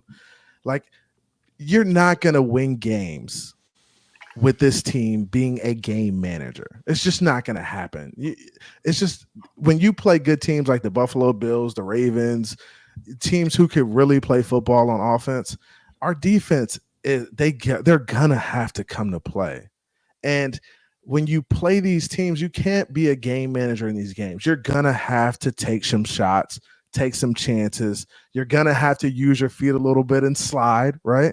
So we'll see how it shakes out. But I want you to understand that you better not underestimate us. You better bring your Keon Coleman. You better bring Cook. You better bring all of them. Because if they don't come to play, it's going to be a long day for the Buffalo Bills. Straight like that. Oh, he keeping it real. I like that. Okay. He's keeping it real. What about that was real? I'm trying to hype him up a little bit. What about that? Special guest. He's a special guest. You know what I'm saying? All right, listen. All right. Say, for example, that I want to go ahead and attempt to plan a key to victory for the Miami Dolphins. What I'm going to do is I am just going to really rely on Devon Achane. Run the ball. He does run the ball effectively against this Buffalo Bills team, right? Normally, Sean McDermott is probably going to allow this to happen because he wants to understand what Mike McDaniel's best plays are. He does it each and every single week. So my theory is that this Miami Dolphins team is going to score on their first possession. A lot of Miami Dolphins fans are going to think, oh my God, this is it. We're going to be competitive, until Sean McDermott goes out there and makes his adjustments and completely shuts it down. I just look at this as a complete mismatch nightmare.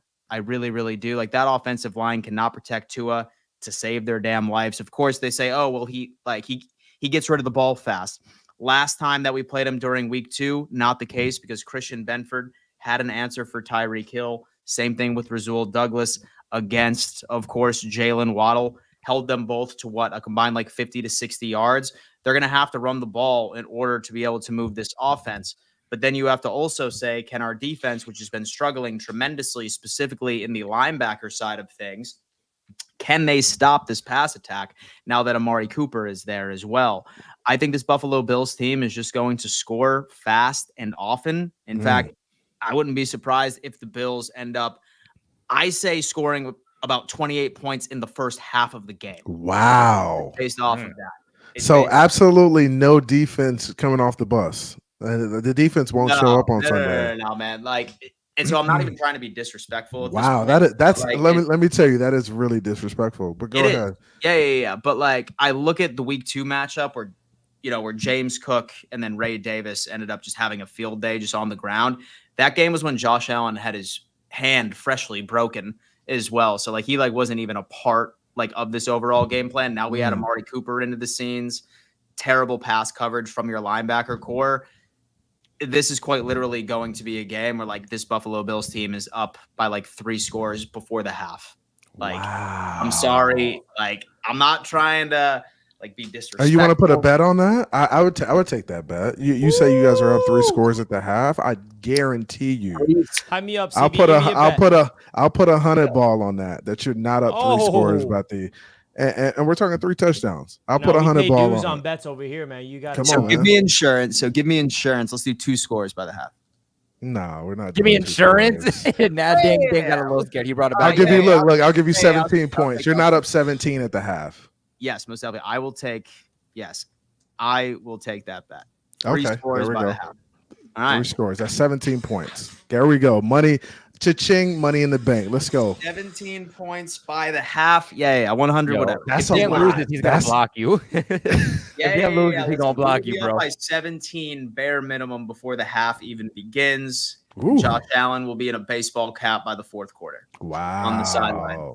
Damn. Y'all are going to see Mitchie absolutely trounce my dudes. Okay, I hear you. Yeah, y'all are going to see that. Listen, I just hate the matchups on both sides. I'm just trying to be as objective as humanly possible.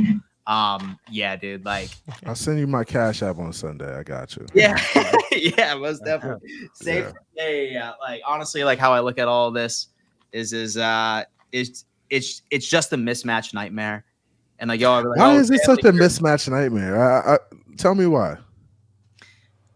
So do you like your offensive line? I like our offensive line. We can run the ball on you. We always run the ball well on you guys. All right, but like here's the deal, right? So like I look at all the matchups, and so I look at it from this perspective. I look at y'all's offensive line and our defensive line as far as pass rush. I'm gonna give it to the Buffalo Bills. Yeah, I would give it. Yeah, I give it that. Yep. Right. So I also end up giving our running backs against your run defense, like week 2. So it happened there. I'm also going to pick Amari Cooper, like right over Jalen Ramsey. And so I'm also going to pick Keon Coleman over Fuller. I'm definitely going to pick your slot corner over Khalil Shakir. I'm definitely going to pick with Dalton Kincaid right over your linebackers in coverage. Like it's I really can't think of a single matchup where I'm like, okay, I'm afraid of that. Like I can't think of one. So Tyreek doesn't bother you. Jalen Waddle doesn't bother you. So the past couple of games we played Devon against Achane definitely bothers you guys. So with Achane does. Yeah, he definitely bothers you guys. He does for sure. Like past couple of games, like he's put up like 80 or 90. But the thing is that like I don't think that y'all are going to be able to commit to that long term because this Buffalo Bills defense adjusts very well.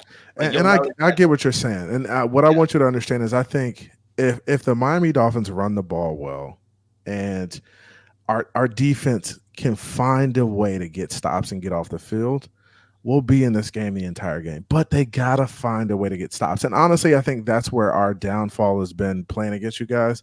Our defense just typically doesn't come to play in these games. And the one game that we beat you guys in the past 2 to 3 years, our defense, like they held you guys. They made plays. They got stops. They got off the field. So if our defense can find a way to make plays and force you to turn the ball over, it could be a game. Now, have we seen it a lot? No, we haven't seen it a lot at all.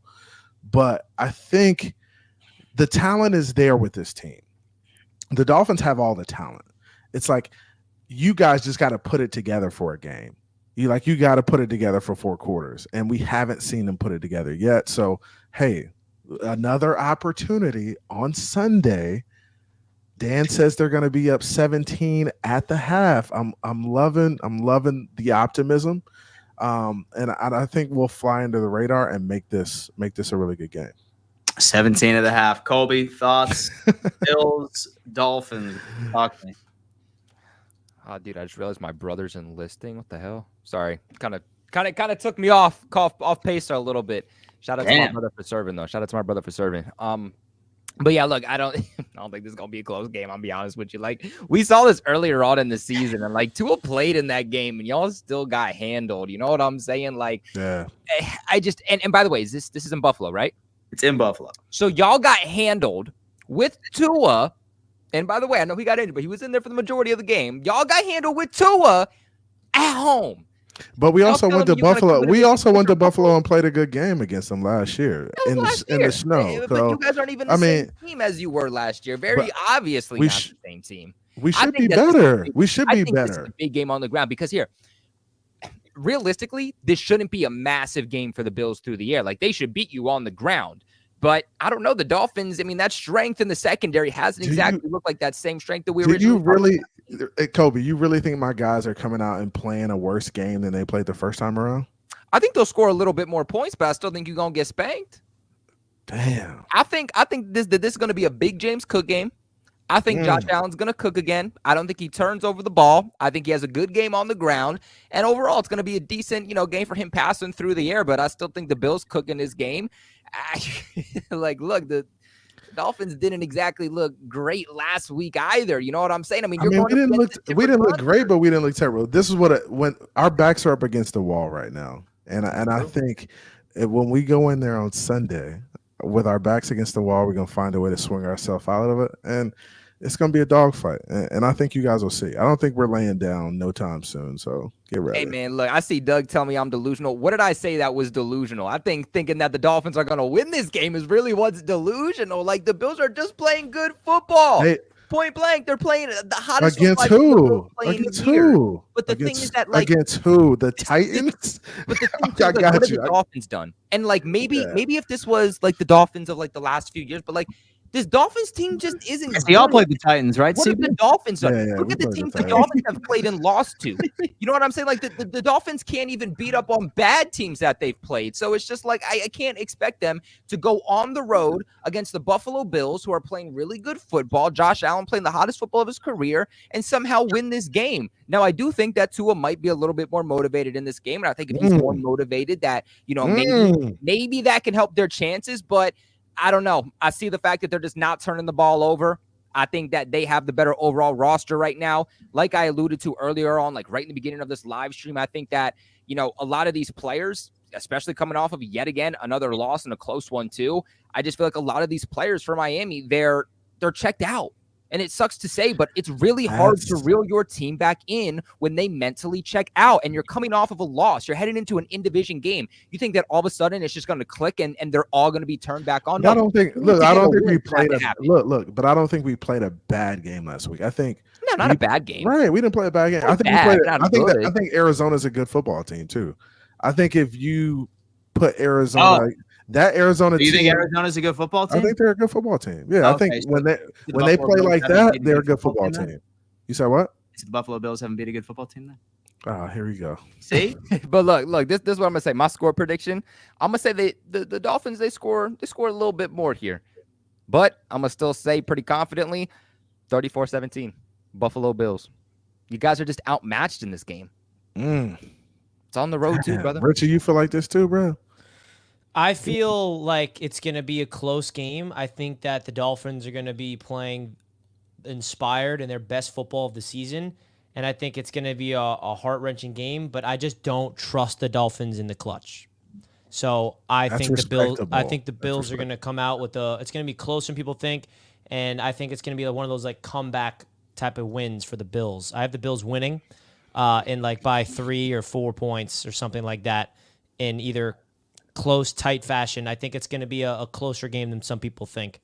I know that they got blown out last time, but I just feel like Tua's second game back, he got his feet underneath him. They're inspired. They got nothing to lose, and it's a divisional game. I got the Bills winning, but I think it's going to be a little bit more closer than some people think. I don't see a bloodbath. Do either of you have big injuries compared to what we saw in, what was it, week 2? Like big players that could be out on this game for either. Sealer might be out for us. Javon Holland may be out. Oh, that'd be huge. Cater Kohu is dealing with something. I mean, we got that guys, dealing with small stuff. Yeah. Oh, shit.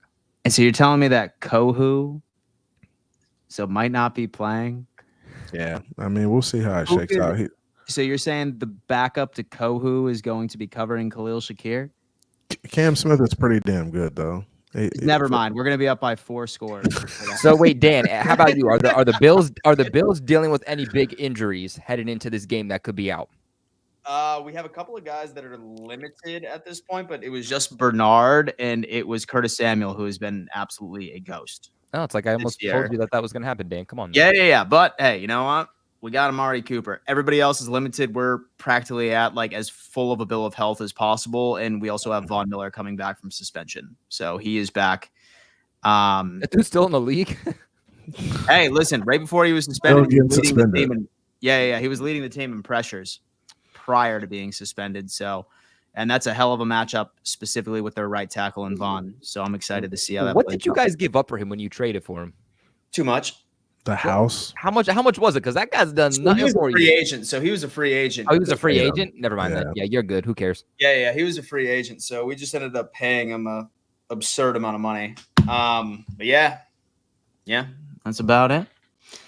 Hey, well, I appreciate you guys having me, man. This was fun. Always a good time hanging with you. You rep your Dolphins very well, man. You're a great fan. Yeah, you really do. CB83. I appreciate you, man. Thank you so much. Appreciate you guys, man. Later. Salute to you, man. Yeah. Salute, bro. Enjoy your night. Yes, Everyone give some CB some love in the chat. Fans up. Let's go, baby. Hey, Buffalo, Orchard Park. See you soon, man. Oh, good God. Good God. All right, man. We'll talk about Cash App when you get in here. But it doesn't matter, baby, because you better be sending me that $100. Better be sending me that $100, my friend. Now we went over all the games now, but I No, we didn't talk about the Jets or the Texans. Oh yeah. So let's start with the Jets-Texans now by checking out the odds on BetUS because I don't get it that we're favorites. I'm sick of this. It's because you're home. I don't get. Okay, Oh, listen, I'm going to tell you home. why it is, Richie.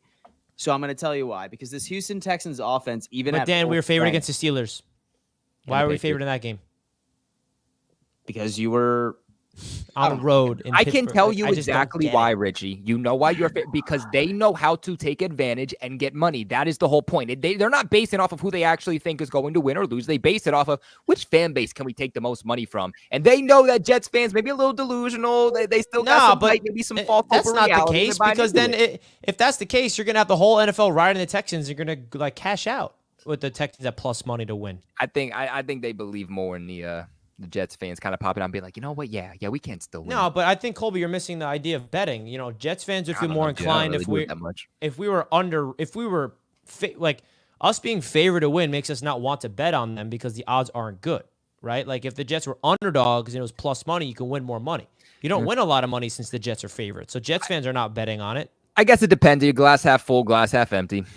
It's just it comes from the from the betting perspective of odds, right? Like the Jets are favored to win, so it's not like it's you have to spend more money to make money, for example. But the Texans, they're the underdog, so it's plus money. Like that doesn't make sense. But hey, if you guys want to take advantage of BetUS's website, you guys can see it on your screen. YouTube 150 is the code to sign up. 150% bonus on your first deposit, 125% on your next two deposits. That's up to $2,000.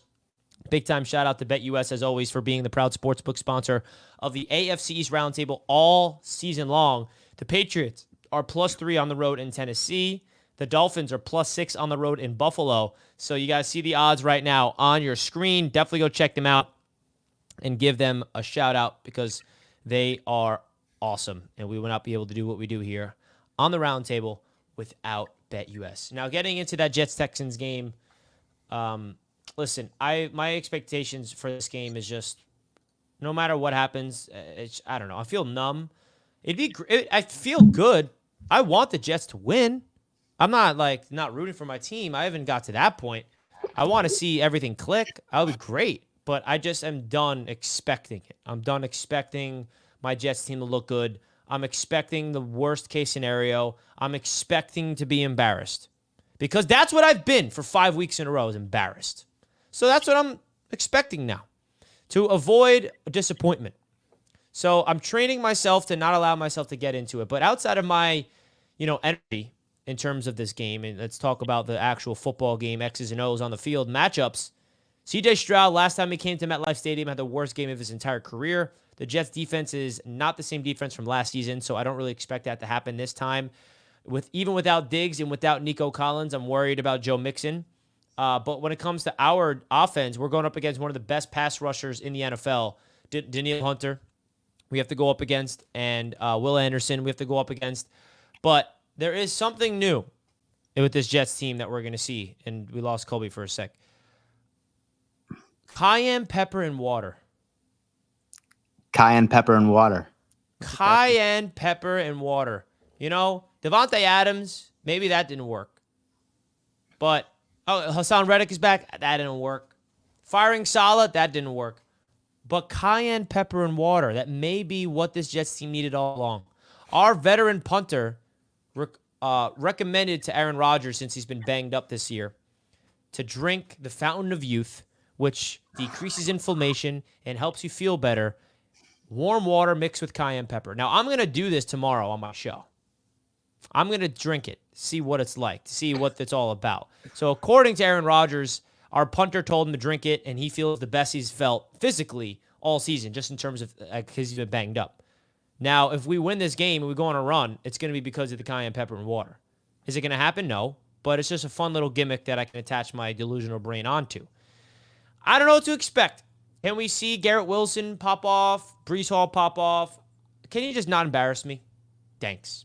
That's all I want. Just don't be embarrassing. We're on primetime again. We're on primetime 2 times the next 3 weeks. Get me off primetime, man. So annoying how much we're on primetime to be embarrassed for the whole world to watch us. But I'm just checked out of expectations, but I'll be live on my channel getting hyped up for this game because I love my team no matter what. He's going to be hyped up for the game, man. Dude, I have no idea who I want to pick at this point. I really don't. Because I look at the Houston Texans team, and they're now without Stephon Diggs, don't have Nico Collins. And even if they were healthy, like, this offense hasn't lived up to expectations. It really, really hasn't. Like, haven't seen like a wow game from this Houston Texans offense. But then again, I mean, what Jets defense is going to show up at this point, right? And that Houston Texans D also has been playing pretty good as well. They love man coverage. So is this a game where Devontae Adams breaks out? Maybe, right? Fuck it. I'm gonna pick the Jets. Why? Like, is this? You guys just do this. Didn't you pick the Jets last week too, man? This is my first time I'm not picking the Jets in my pick'em show. By the way, I'm picking them to lose. By the way, I picked the Jets to lose tomorrow night. They are going. You're just being realistic. That's all. The New York Jets will lose. And as I say that, someone says Richie refused to pick his team to lose. Before I even saw that, I said, I'm predicting the Jets to lose. I'm predicting the worst. And if they win, that's great. I'd be happy, man. We're going to see a nature video on Friday, regardless of the outcome, because that's the new recap segments is in nature. Man, as much as I want to pick the Texans here, I don't know. I just got a gut feeling it's the Jets are going to win this game. Colby, talk to me. And honestly, Dan, the more I think about it, these are the games the Jets win when they're completely out of it and no one has no impact on anything, and they're just going to win against a good team for no reason. That's what. Yeah, I mean, the Texans, they've been inconsistent, man. I mean, obviously they've had injuries and whatnot, and that definitely plays a big part in it. But they've been inconsistent. One thing that has not been inconsistent, though, is that defense. And I think that this is going to really depend on that offensive line, because I think that offensive line over the last couple of weeks has been a little bit up and down, has their own inconsistencies for that Jets offensive line. But I mean, this is going to be a true test. You know, this Texans defensive line, it is real. They get to the quarterback, and it is going to be hard to stop them. I think that, you know, this Jets offensive line is going to have probably some issues with penalties just by stopping them. Not only do they have power, but they have speed coming off of the edge there, you know, with Will Anderson and Daniil Hunter. As a Patriots fan, I saw it a few weeks ago, and it was absolutely tough. They also have the best pass rush win rate in the entire NFL. And Aaron Rodgers, man, I mean, he's just not mobile, man. He's not mobile. And I think we saw it week 3 against the Patriots when we were like, okay, Aaron Rodgers might actually be vintage. Aaron Rodgers might have some mobility to him, but he gave us false hope. He gave you false hope, Richie, because we haven't seen that same Aaron Rodgers who's been able to get out of the pocket and move and extend plays a little bit. I feel like week 3 was the only time that we saw that. And this is a game where I think if the Jets are going to win, that's what they're going to need, because Aaron Rodgers is going to be under pressure a lot. They're going to find exotic ways in order to get to Aaron Rodgers. And, you know, they're going to have to find ways to just keep him safe and give him time in the pocket to be able to make throws and have these receivers get open. Not only that, but this is going to be a hard team to run against. You know, like I said, this defensive line, that core, this is one of the best defenses in the league. And one thing I will say is I know they got some dogs in that secondary, but it's actually that secondary for the Houston Texans that's been a little bit inconsistent. I mean, Stingley's had a good season, but he's also been very inconsistent. So maybe this is a game for Garrett Wilson or Devontae Adams to be able to go out and make some plays. I mean, Kayshon Boutte was able to go out against Stingley and make some plays. Kayshon Boutte, and I love Boutte, but let's be honest, he's not Garrett Wilson. He's not Devontae Adams. He was the one that had like that big 50-yard touchdown from Drake maybe before halftime when the Patriots played the Texans. So I think he's a guy that you can definitely beat. I feel like this could be a trap game. Like real talk. We're talking about, you know, the Jets, they haven't won in how long, and the Jets are this bad team, all things that are real. But I could see this being a trap game where nobody's expecting it. They go into MetLife on a short week, and everybody doubting the Jets, they come out here with a win, and then gives every Jets fan this false hope of reality when they get back into the win column. So for me, the way that I see this game is, yes, they're out pieces offensively, but CJ Stroud is a dog. CJ Stroud does not turn the ball over. It's very rare that he does. And Joe Mixon's back.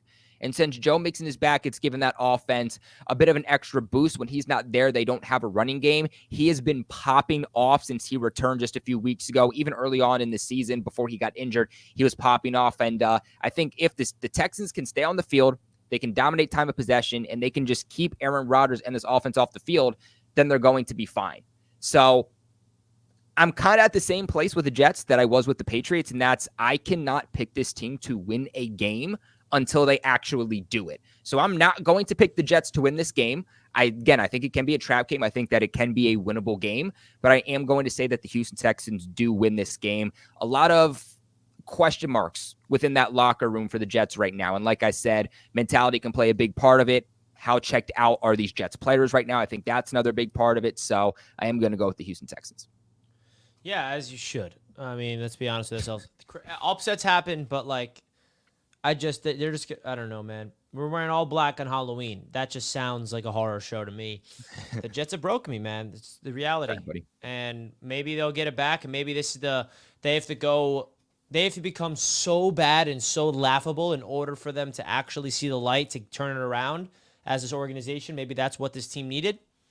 And I'm strong enough to handle it. They broke me down just to get us built back up stronger than we've ever been before, baby. Real talk, brother. Real talk. That's what it's all about. But at the end of the day, we got a lot of interesting things to see on Thursday night. I'll be live for the game, so definitely go check me out on Jets Media, live on Jets Media tomorrow night. Hey, y'all, we still gotta get your thoughts on this Patriots game. Yeah, y'all heard my thoughts. I picked the Titans to win. I had no idea who to pick. It's tough, dude. It's tough. There's a lot of questions in this game. It's a coin flip. It's a coin flip, and the Titans are coming off their what's getting blown out. The Patriots are coming off a high win, so they definitely have some momentum. Titans are in Tennessee. Drake May's not playing in this, or he is? See, he's in phase 3 of, I believe it's 5 of the concussion protocol. So there's a chance he was a limited participant. We'll see how it continues to develop. But they had Hunter Henry. There was a video that came out of practice. They had Hunter Henry practicing at emergency quarterback. To me, that screams Drake May's not playing. And that's the smart thing to do. Don't throw your franchise quarterback who's looking hot right now. Don't throw him into the fire. Play it safe. I'm going to say he doesn't. Because the average time for a concussion to come back is about 9 days. Yeah, I just trust the Titans a little bit more than the Patriots, even though the Patriots just beat the Jets. Not really saying much about anything, but I don't know. It's a coin flip. It really is a coin flip. So I have the New England Patriots winning this game. Let's go, Dan. Let's go. And so I think what they did defensively last week is going to carry over. And the Titans really haven't been able to get things together. Solid front seven from the Titans. Solid secondary too. But somehow I see the Pats winning. Home field advantage. Give me the Pats.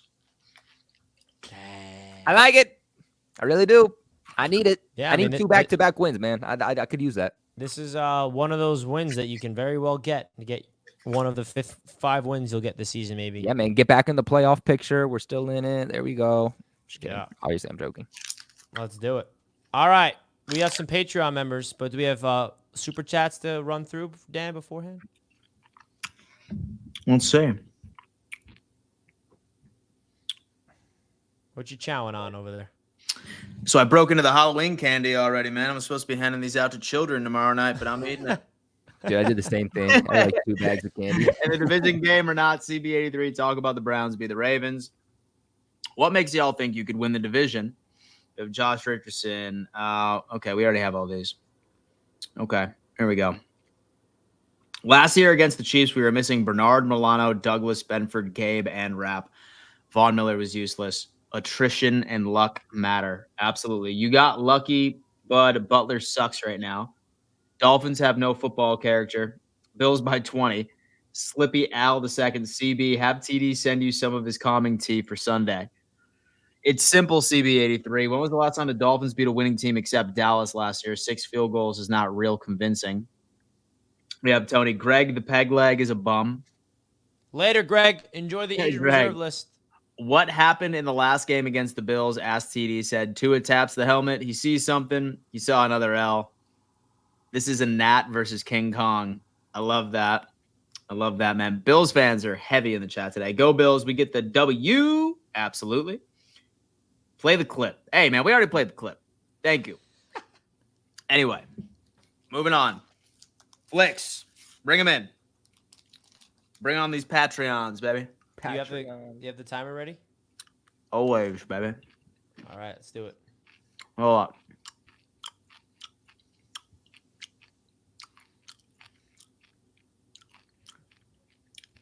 Nice. Oh, man. What up, man? Oh man, Jimmy Butler now sucks. Wait, Let's what? go Knicks, baby. Jimmy Butler sucks right now. Carl Anthony Towns he doesn't. hasn't been playing good. And bro, I'm not gonna lie, man. I want you to make Tua look so bad. I'm sorry, the Dolphins fan. I want Tua. I want the front office to realize how bad Tua is. I want you guys to demolish Tua. Like, I want them to go for 8 for 20 for like 87 yards, 4 picks. I don't know, but something bad. I got you. I don't like. You see my name, my profile picture. I want that guy right there. I want that guy right there. Cam Ward. And Future Jet. Sorry. no future fan, bro. Future fan. Future Jet, man. You're gonna have to love But, him on the Jets. Congrats, Kobe, on the win. Appreciate you, brother. Thank you. Yep. I needed I actually was gonna say last week that the Patriots will win, but I forgot to say that. it. That's all right, bro. I believe But you. guess what, guys? Guess what? What's If that? we win this game,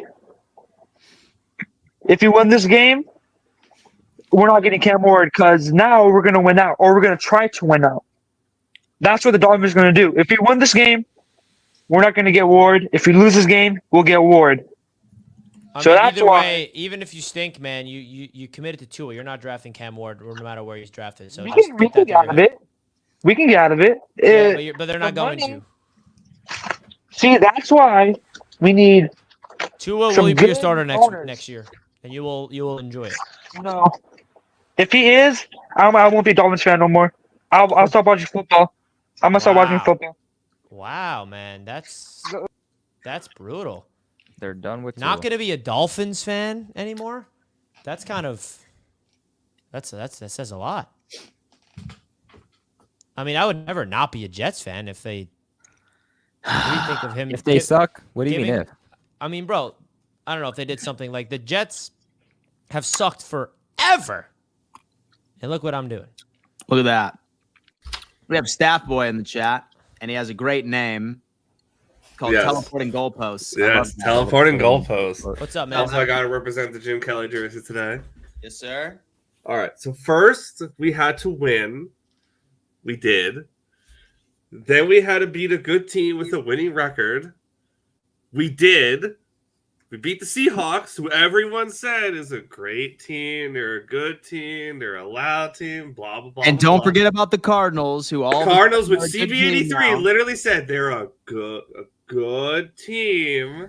We did it, and we're still not good enough. The goalpost just keeps moving its way down the road. So that's the No, I first think thing. it just comes down to beating one of those teams in the AFC conference that's going to be in the playoffs. That's the I only mean, thing. How many it's of them are? understandable. But you beat two NFC teams. You know, you don't have to worry about those two teams, the Seahawks and the Cardinals. So I'm gonna throw out some stats because I wrote this stuff down. You can't prepare. So Love it. Ravens are 5-3. The Bills are 6-2. The Chiefs are 7-0. The Ravens have beat 2 teams this season with a winning record. 2.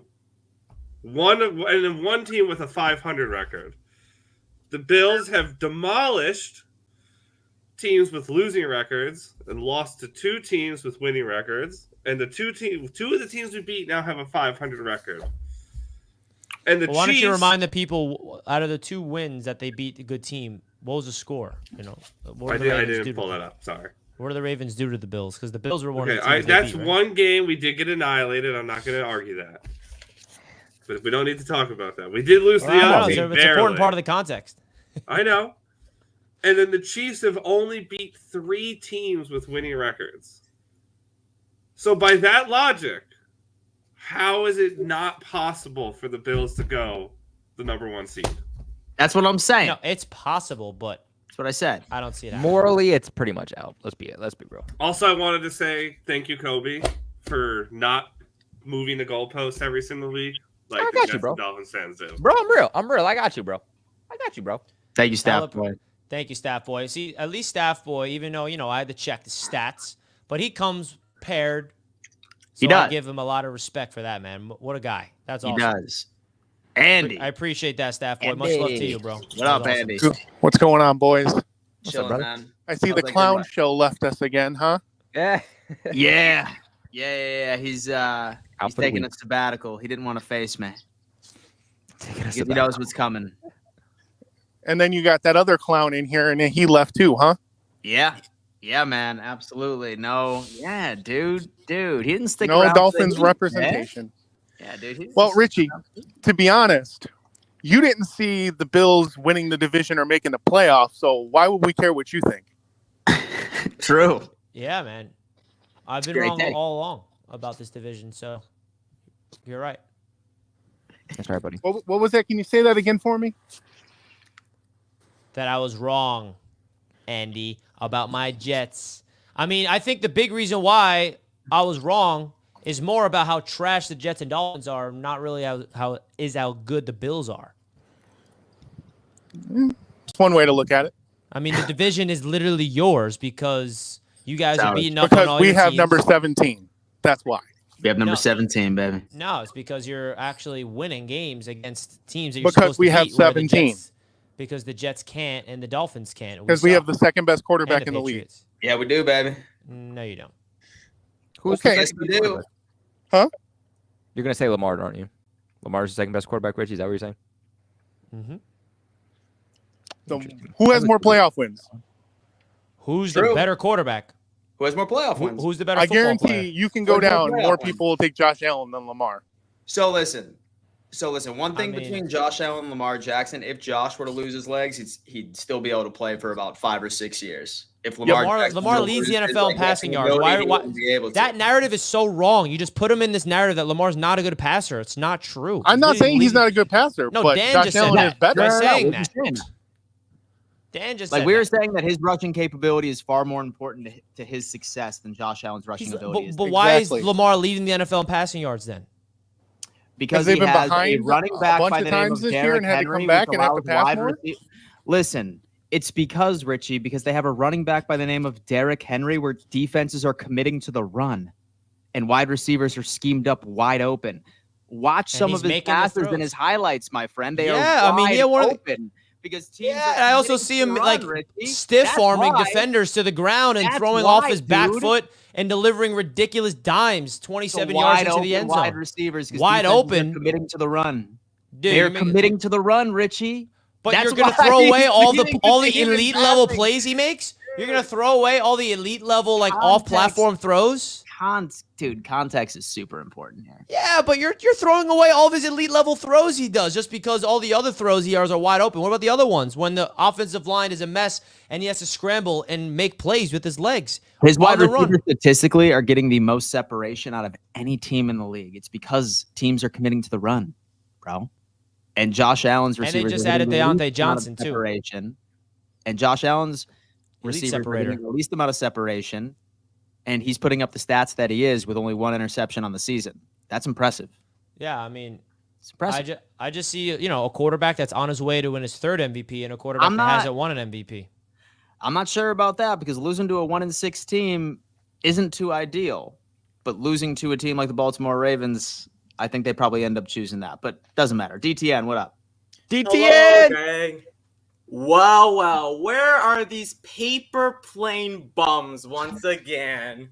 Kobe, I'm going to go part 2 of my little rant that I said earlier last Sunday. Let's go. The Jets are now flying to their graves, which is MetLife Stadium. Oh boy, where the Pats have to do our chores by cleaning up all of the Jets' shit.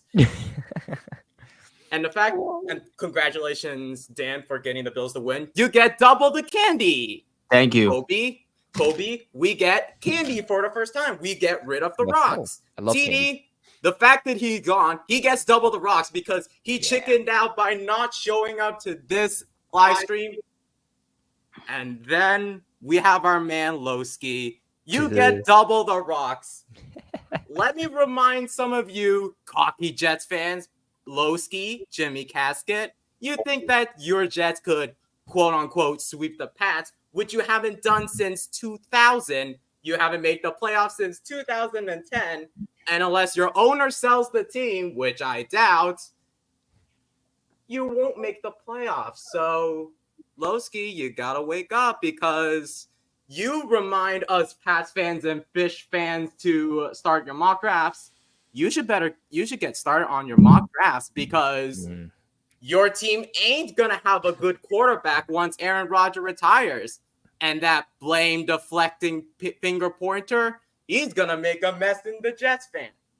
He's gonna make also your Jets attempt to put a bounty on Drake May, Kayshon Boutte, and Demario Douglas. He should have got fined. Yeah, and I'm still pissed. He shouldn't have got fined. He should have got ejected from the game. Bounty, bro. It's just an illegal hit. It happens. Well, but still, multiple times. You killed 2 wide receivers and a quarterback who's now in a concussion protocol. Yeah, the league should have done something about that. Shout out to DTN. Shout out to DTN for cooking, man. See, I know I didn't need to come in and cook. I could come in a little bit more humble because I knew DTN was going to do the dirty work. That's what I'm saying. My Vials, what up, dude?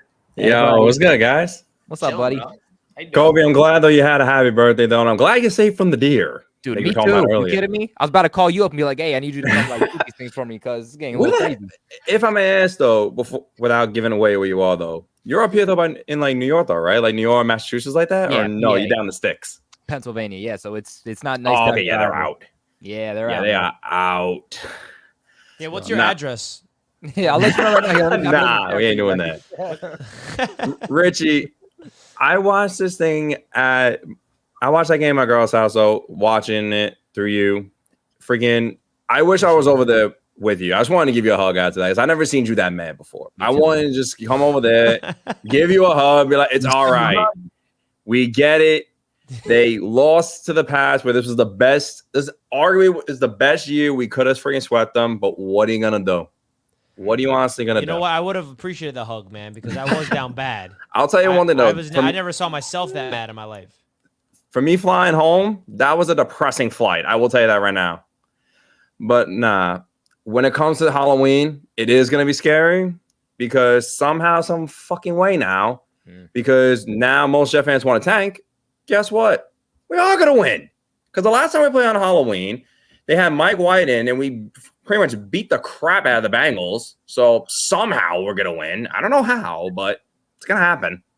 Because now most Jet fans, they want Ben Johnson, Cam Ward, and also Cam Ward. Can you Dolphin fans stop talking about you're going to draft him? Yeah. Seriously? You guys have the 10th pick currently. You have to be worse than the Titans, the Panthers, us, the Patriots, the Giants, and the Raiders. There's 6 teams out of 9. I put literally so much money on the Miami Dolphins not drafting Cam Ward next year. You're not. You're stuck with Tua. You want to get a quarterback? You should have traded him this year. Or last year, I'm sorry. You should have traded him last offseason. You should have never, ever paid him. You should have got rid of him then. Because now you're stuck with him. Unless he arguably medically retires. That's the only way. I think you're stuck with him because you got a huge dead cat. It's that simple. Nothing but heat right there, Mutt Vales. Appreciate you always, man. You're my of course. Guy. Representing Jets Nation. That's my guy right there. Richie, I wanted to give you a hug. I'm not going to lie. I did too, bro. I was kind of scared. Was that really that down bad? I mean, damn. Dude, even my girlfriend was like, you were down bad, man. You gotta make sure he's okay. And I was like, I don't think Richie wants me to call him right now. Down bad. Glenn. Yeah, it was What's up, Glenn? Ideal. Hey, Glenn. What's up, Glenny? Who's trying to put Glenn there? Let me do it. Okay. Hey, you're muted, Glenn. There we go. I was gonna get on here and tell you how bad Miami was, but man, Flick just pissed me off. How can you do that? They're right. What's the name? Miami is not getting Cam Ward. The top 2 quarterbacks, I don't care. They could lose the rest of the game. New England ain't trading that pick to us or the Jets. And no way. You ain't getting that pick. Get off that. If you want off the team, because we ain't getting Cam Ward, get off. Go on. That was pitiful to even say. I see Miami go 1-15, and I never thought about getting off of Miami. But what's funny is, hey, that's a real fan right there, Glenn. You're a real fan. I don't care. I have to. There is no way. There's no hope. There's no logic. There's nothing for Miami to win this weekend. All I have is what if. I'm down to ifs. So I don't get drunk, take my fifth and get my drunk and see what happens. Because that's all I have is if. Now, hey, you know who the best, what's funny is, you know who the best players on Miami are on offense and defense? Who's that? Yeah, PFF graded. And Who this is will it? tell you a lot about Miami. So look it Calais up Campbell. now. And Jalen Wright. Calais Campbell on defense and Armstead on offense. Ah, damn. Oh God. The two oldest players. Wow. The Glenn, two we also oldest players are didn't do the segment yet, but we thought to wait for you. But and that's fine. Hey, and you know, if they would have kept Brandon Jones instead of getting Poyer, they would have had the number one safety in the league, rated. So what would your Brandon rankings be Jones, of the the number quarterbacks one- this week, Glenn? Okay, here you go. It ain't even a thing. Josh Allen, number one. I give it to Tua. Then, hey, I tell you now, I would actually give it to Maya in 3 for what he did play. Yeah. Until he got hurt. Yeah. Yeah. No, Been the second best. he did it. And then Brissett, he did what he wanted, but I still give Aaron a little nod. He did not lose the game, but he didn't win the game either. He's You just put Tua over Rodgers? Oh yeah. Why? Here you go. Let me explain that game. Let me explain this game to you. Like what you call it Curious, says. what did Tua do better than Aaron Rodgers? Okay, wait, hold up. Everybody says Tua fumbled 3 times. You know, on 2 of those fumbles, he scored a touchdown. He turned around and made those fumbles turn into touchdowns. They didn't lose it. Then the one over his head, the one safety, you know, that turned around and then Miami had a 2-point lead. But then Miami drove down the field and was back up to 9 points. They were back up to 9 points. So they had a 9-point lead. Here's where the mistake came. They had 5 minutes left with the ball on the 50-yard line. 5 minutes left. All they had to do was run the clock out, kick a field goal, whatever, win. McDaniels runs a wide left sweep that's third in, and you have to think Arizona knows they have to do something. They're blitzing on all 3 downs.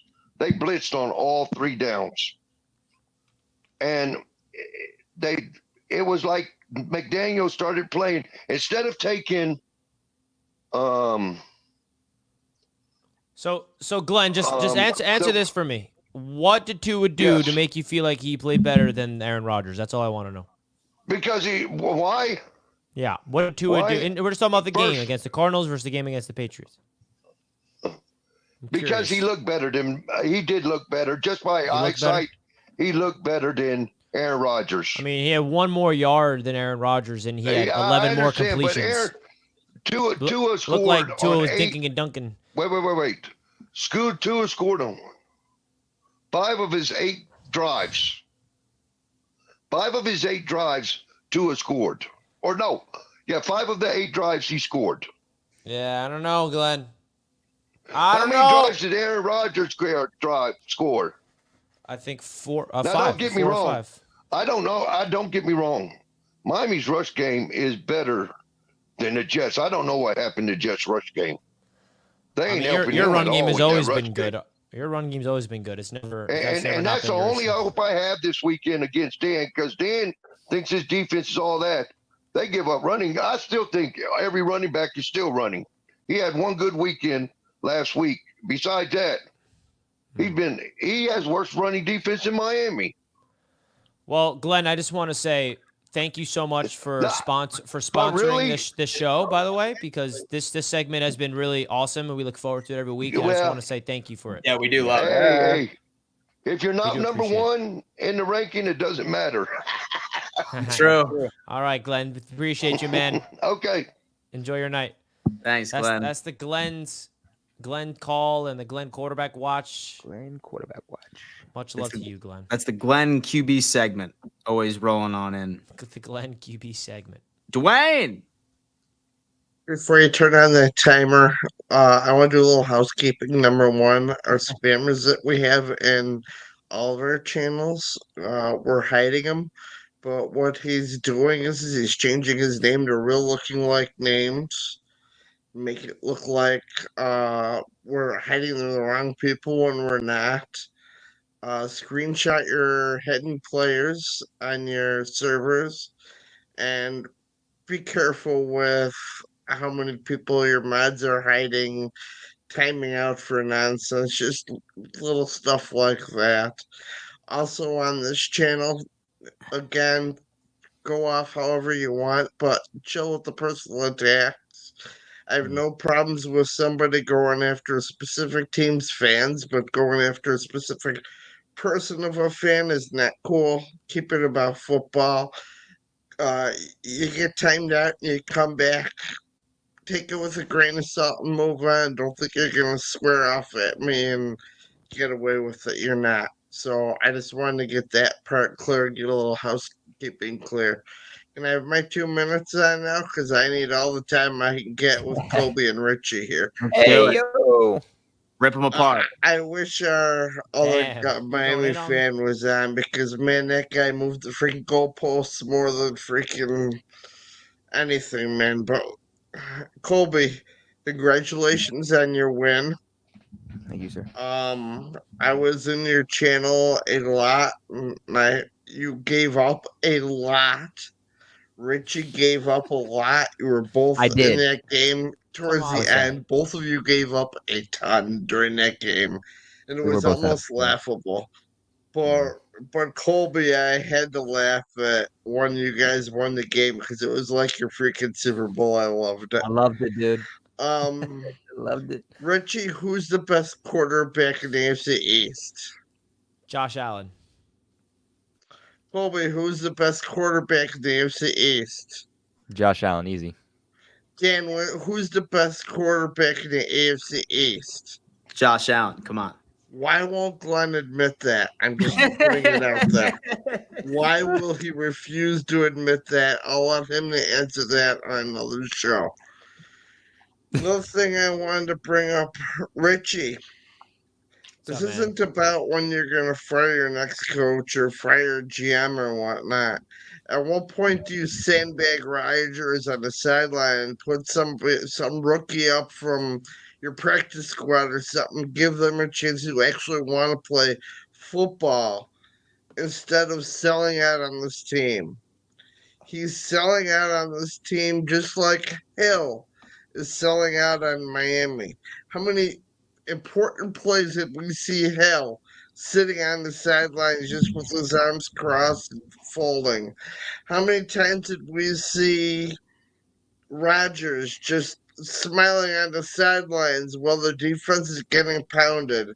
That's got to stop. My time's out. Peace. You the man. man. Drop the mic. Oh, my God. That was good. Yo, listen, man. He always comes prepared. He's the best mod in the business. He helps me out. I mean, you talk about the best mod in the business. He takes that seriously. He came on here and he called it, what do you call it? Housekeeping? Housekeeping. Yeah. Called it like it was. So, like, he's helped me out, like, with, like, a bunch of rogue mods and stuff like that. He's the best in the business, baby. He's the best in the business. He's the best in the business. Shout out my boy Dwayne. Shout out for all your help on all the channels for us, man. You are the man. Love that guy. Love this guy too. What's up with you, man? Hey, what's up? Hey. What's up, buddy? Let's go, Bills, baby. Not much. I heard some craziness earlier in the show, but it's okay. The Buffalo Bills. Freaking damn, man. Yeah, it usually comes from the Dolphins fans, and Richie gets a little crazy, but he's not too bad about it. The Dolphins fans are usually the ones that are pretty ridiculous. I can at least take when Richie says something with a grain of salt because I know that he generally is playing the field for the most part. He's like, what if you do lose? What if you do win? Blah, blah, blah. He plays the what if game, which is fine because, that's what football is. It's the what if game. What if we lose this week? What if we win this week?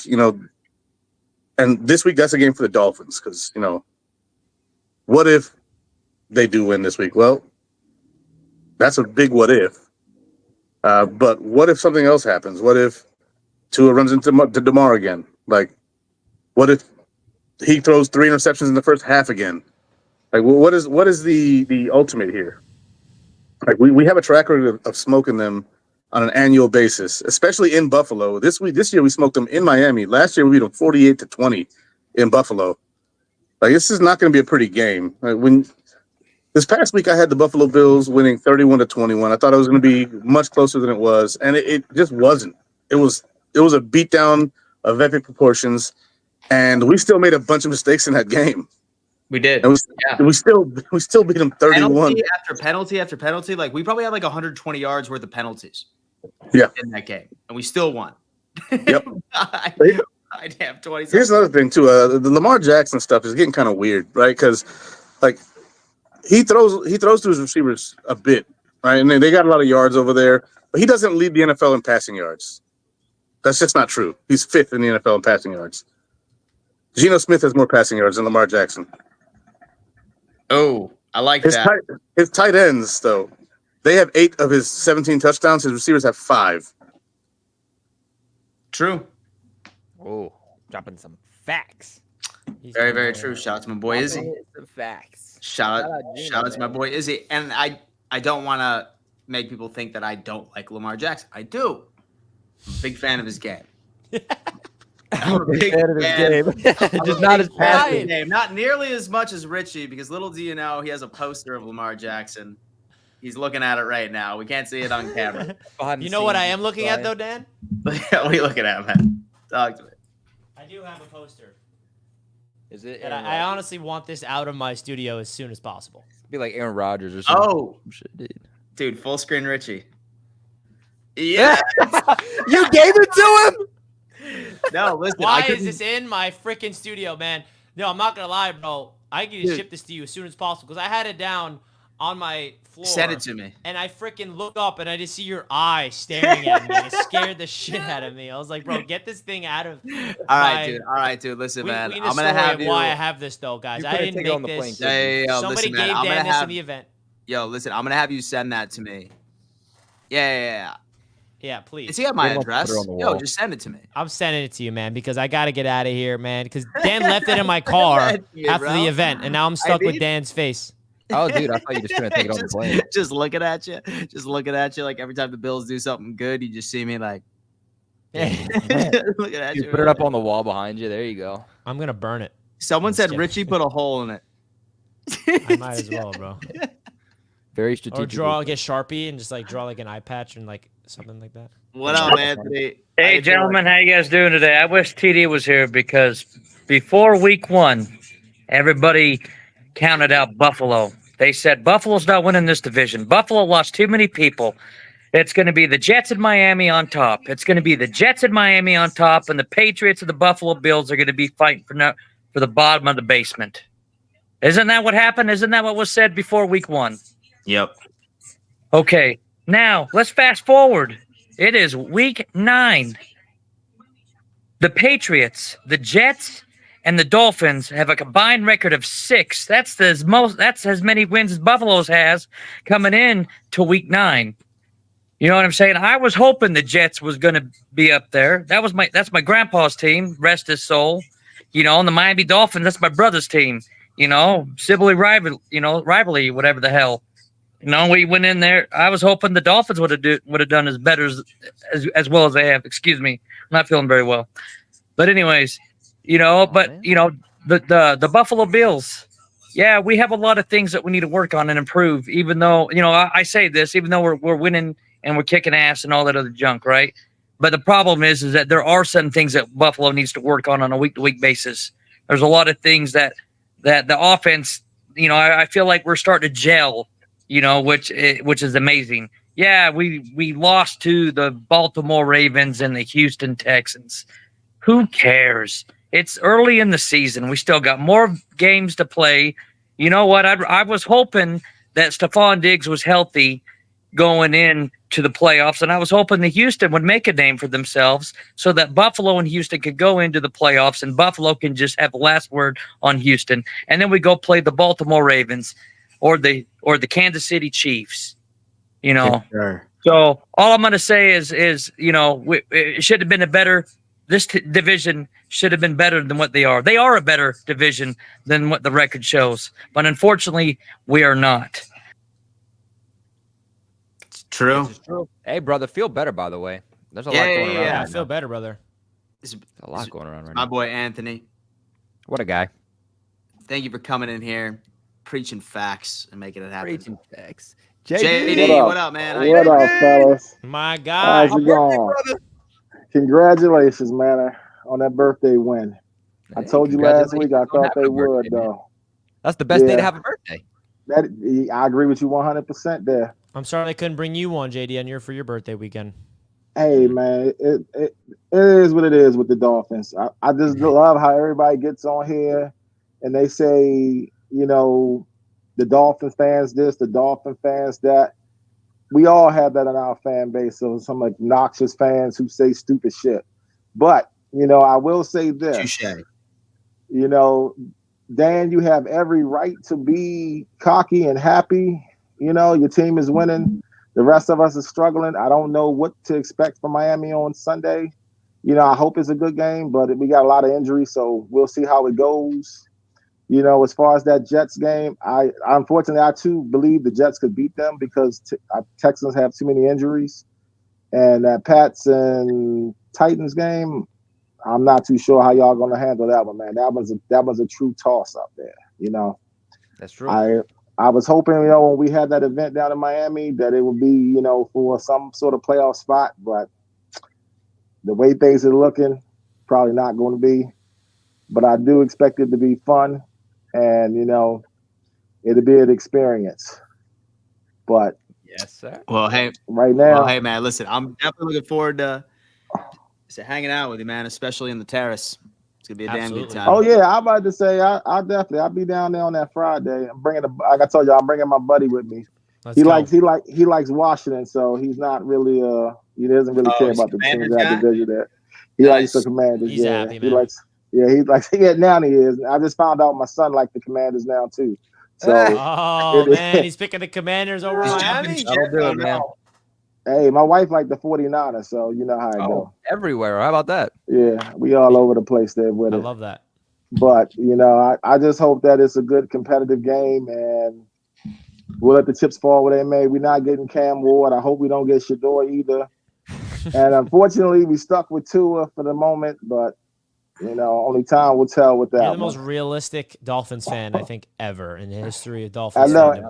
And the part that always gets me, which is funny, though, I heard who's that? Diaz say, oh, yeah, why Glenn won't admit that Josh Allen's the best quarterback? If you're a fan of your team, you're not going to admit the other team's quarterbacks are better than your quarterback. And I want y'all three in particular to do what TD does more. I need y'all to be more, antagonistic amongst each other. I know y'all all get on TD, but TD takes shots at all of y'all every chance he gets. It doesn't even matter if the team win it or lose it. He takes subtle shots at y'all all the time. I've been taking shots at Dan tonight. It's okay. Don't you think, Dan said JD? that they were going to win the AFC. Yeah, I get you. I'm just saying.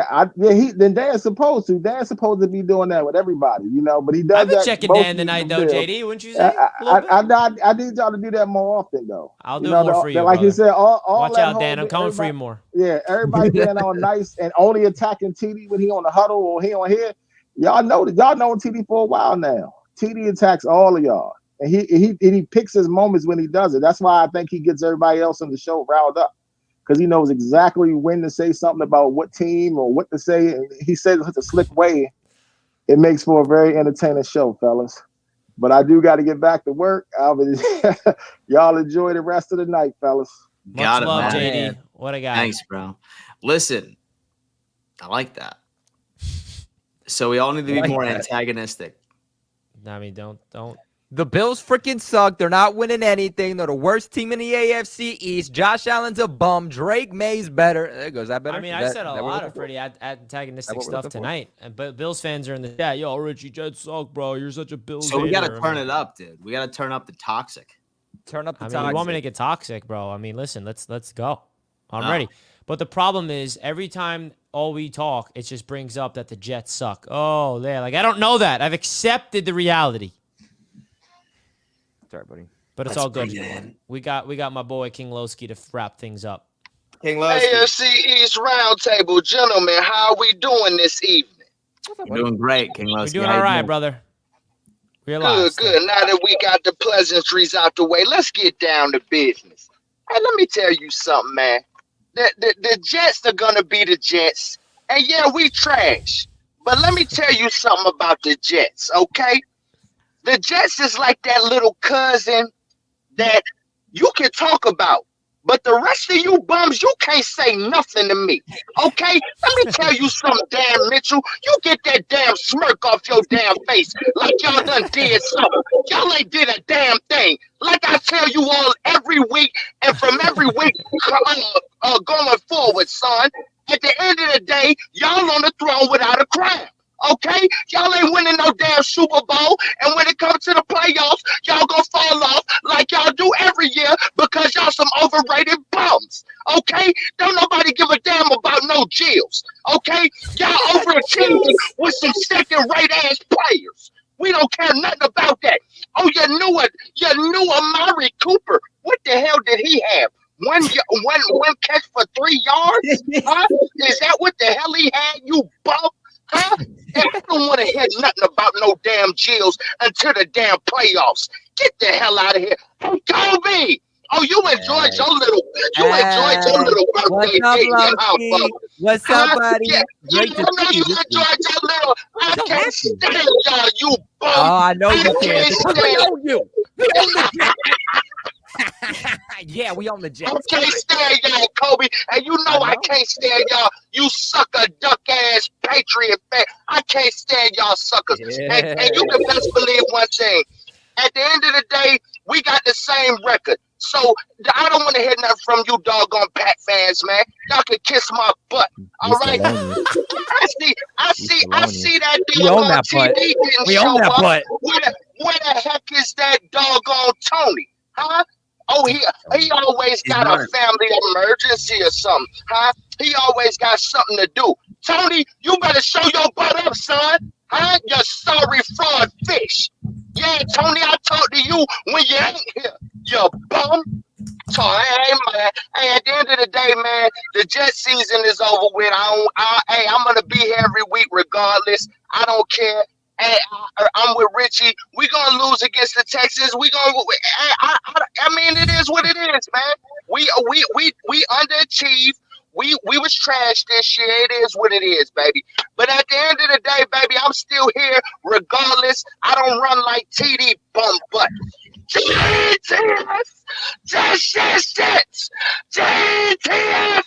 Jets. Y'all crying. Yo, we love King Lowski over here, man. I mean, come on now. That was great. Lowski, that was a great call. You know, he's not running. Lowski could have easily, out of all the trash talk that he's talked, trash talk I've talked, could have ran, but he doesn't run. He's also not a fair weather fan. He's going to be a Jets fan no matter what happens, man. So yeah, we much own love that to you, King Lowski. Absolutely. We have Osiris Stewart in the chat. Go Bills. And by the way, Osiris is located in the beautiful country of Panama. Absolutely wonderful. Shout out to Osiris. And so I know exaggeration, but Tua and his fins ruined us.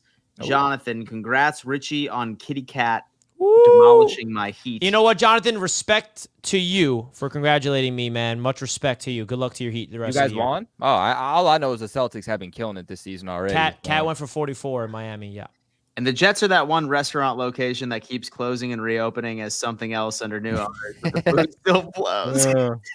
No, I wish we had new owners. That's the difference. Hold up. I gotta take a picture of this. This is fucking. The thing that we need that's different, that's not here, is we need new owners. We need a new analogy. That's like the same owners keep reopening different locations. Is that what you're trying to say? No. Yeah. Under new owners. He said it's that one restaurant location that keeps closing and reopening as something else, like with the new name. It's the same. You gotta make it the same owners going just to different spots, and they suck no matter where they go. That's the Jets, because it's their owners that's the problem. But I get what you're saying, man. We're incompetent. Other than today, we don't talk about today. That's funny. That's Pacers really beat funny. them. Who shuts down Henry? The Chiefs do. Spags has his number. Spags is a good guy. What about the news for the Monday show, Glenn? Fun almost fact. forgot about that. Guys, Glenn's keeping us as many right. of you guys remember, the AFC East SmackDown was on an application earlier. Yeah, I don't even know the name of it. What's the name of it? Called Autograph. Oh, great app. Highly recommend you check it out. But the news for the AFC East SmackDown, it's coming back to the AFC East Roundtable channel, folks. On YouTube. It is coming back to the AFC East Roundtable YouTube channel on Mondays from now on. So, meaning these Wednesday shows are exclusively going to be previews because we are going to be unpacking all of the recaps on Monday exclusively on this channel. We want to thank Autograph for giving us this wonderful opportunity. Had a short-term deal. It was awesome working with those guys, but it's time to bring it on back to the AFC East Roundtable. Coming back home. Coming back home, baby. Coming back home, guys. So make sure you've subscribed and you have those bell notifications turned on. Things are getting immaculate around here. I'll tell you that much. Izzy, Lowski is the gangsta's paradise of Jets fans. Hard as F, but no swear words. That's crazy. Good on you, Lowski. Go Bills. Look at that. Izzy coming on in the chat. All right. Folks, thank you so much. Got to give another shout out to BetUS, man. Again, if you guys want to take some advantage of the codes and the promos that they have, don't forget to check them out, folks. They got awesome bets for this week, future bets, award bets. I mean, you name it. If you're into basketball like I am, definitely go check them out. They got NBA bets, even World Series bets if it doesn't close out tonight. Dodgers is tied in the 8th inning. We'll see about that. And then we have basketball bets. I mean, golf bets, tennis, you name it. BetUS has all things on here, man. So definitely big shout out to them. Don't forget to use the promo code YouTube150 to get your 150% bonus on your first deposit, $125 on your next two. That's up to $2,000. We cannot thank BetUS more for sponsoring this channel, man. They have been such a big help for what we're able to launch here across Roundtable Sports Network, folks. So definitely support them because supporting them is the direct way to support Roundtable Sports. Big shout out to them for sponsoring this show.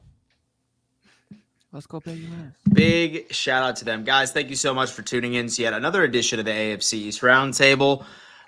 We will see you next Wednesday. Actually, never mind. Actually, we will see you on Monday for the AFC East SmackDown. Same time, same place.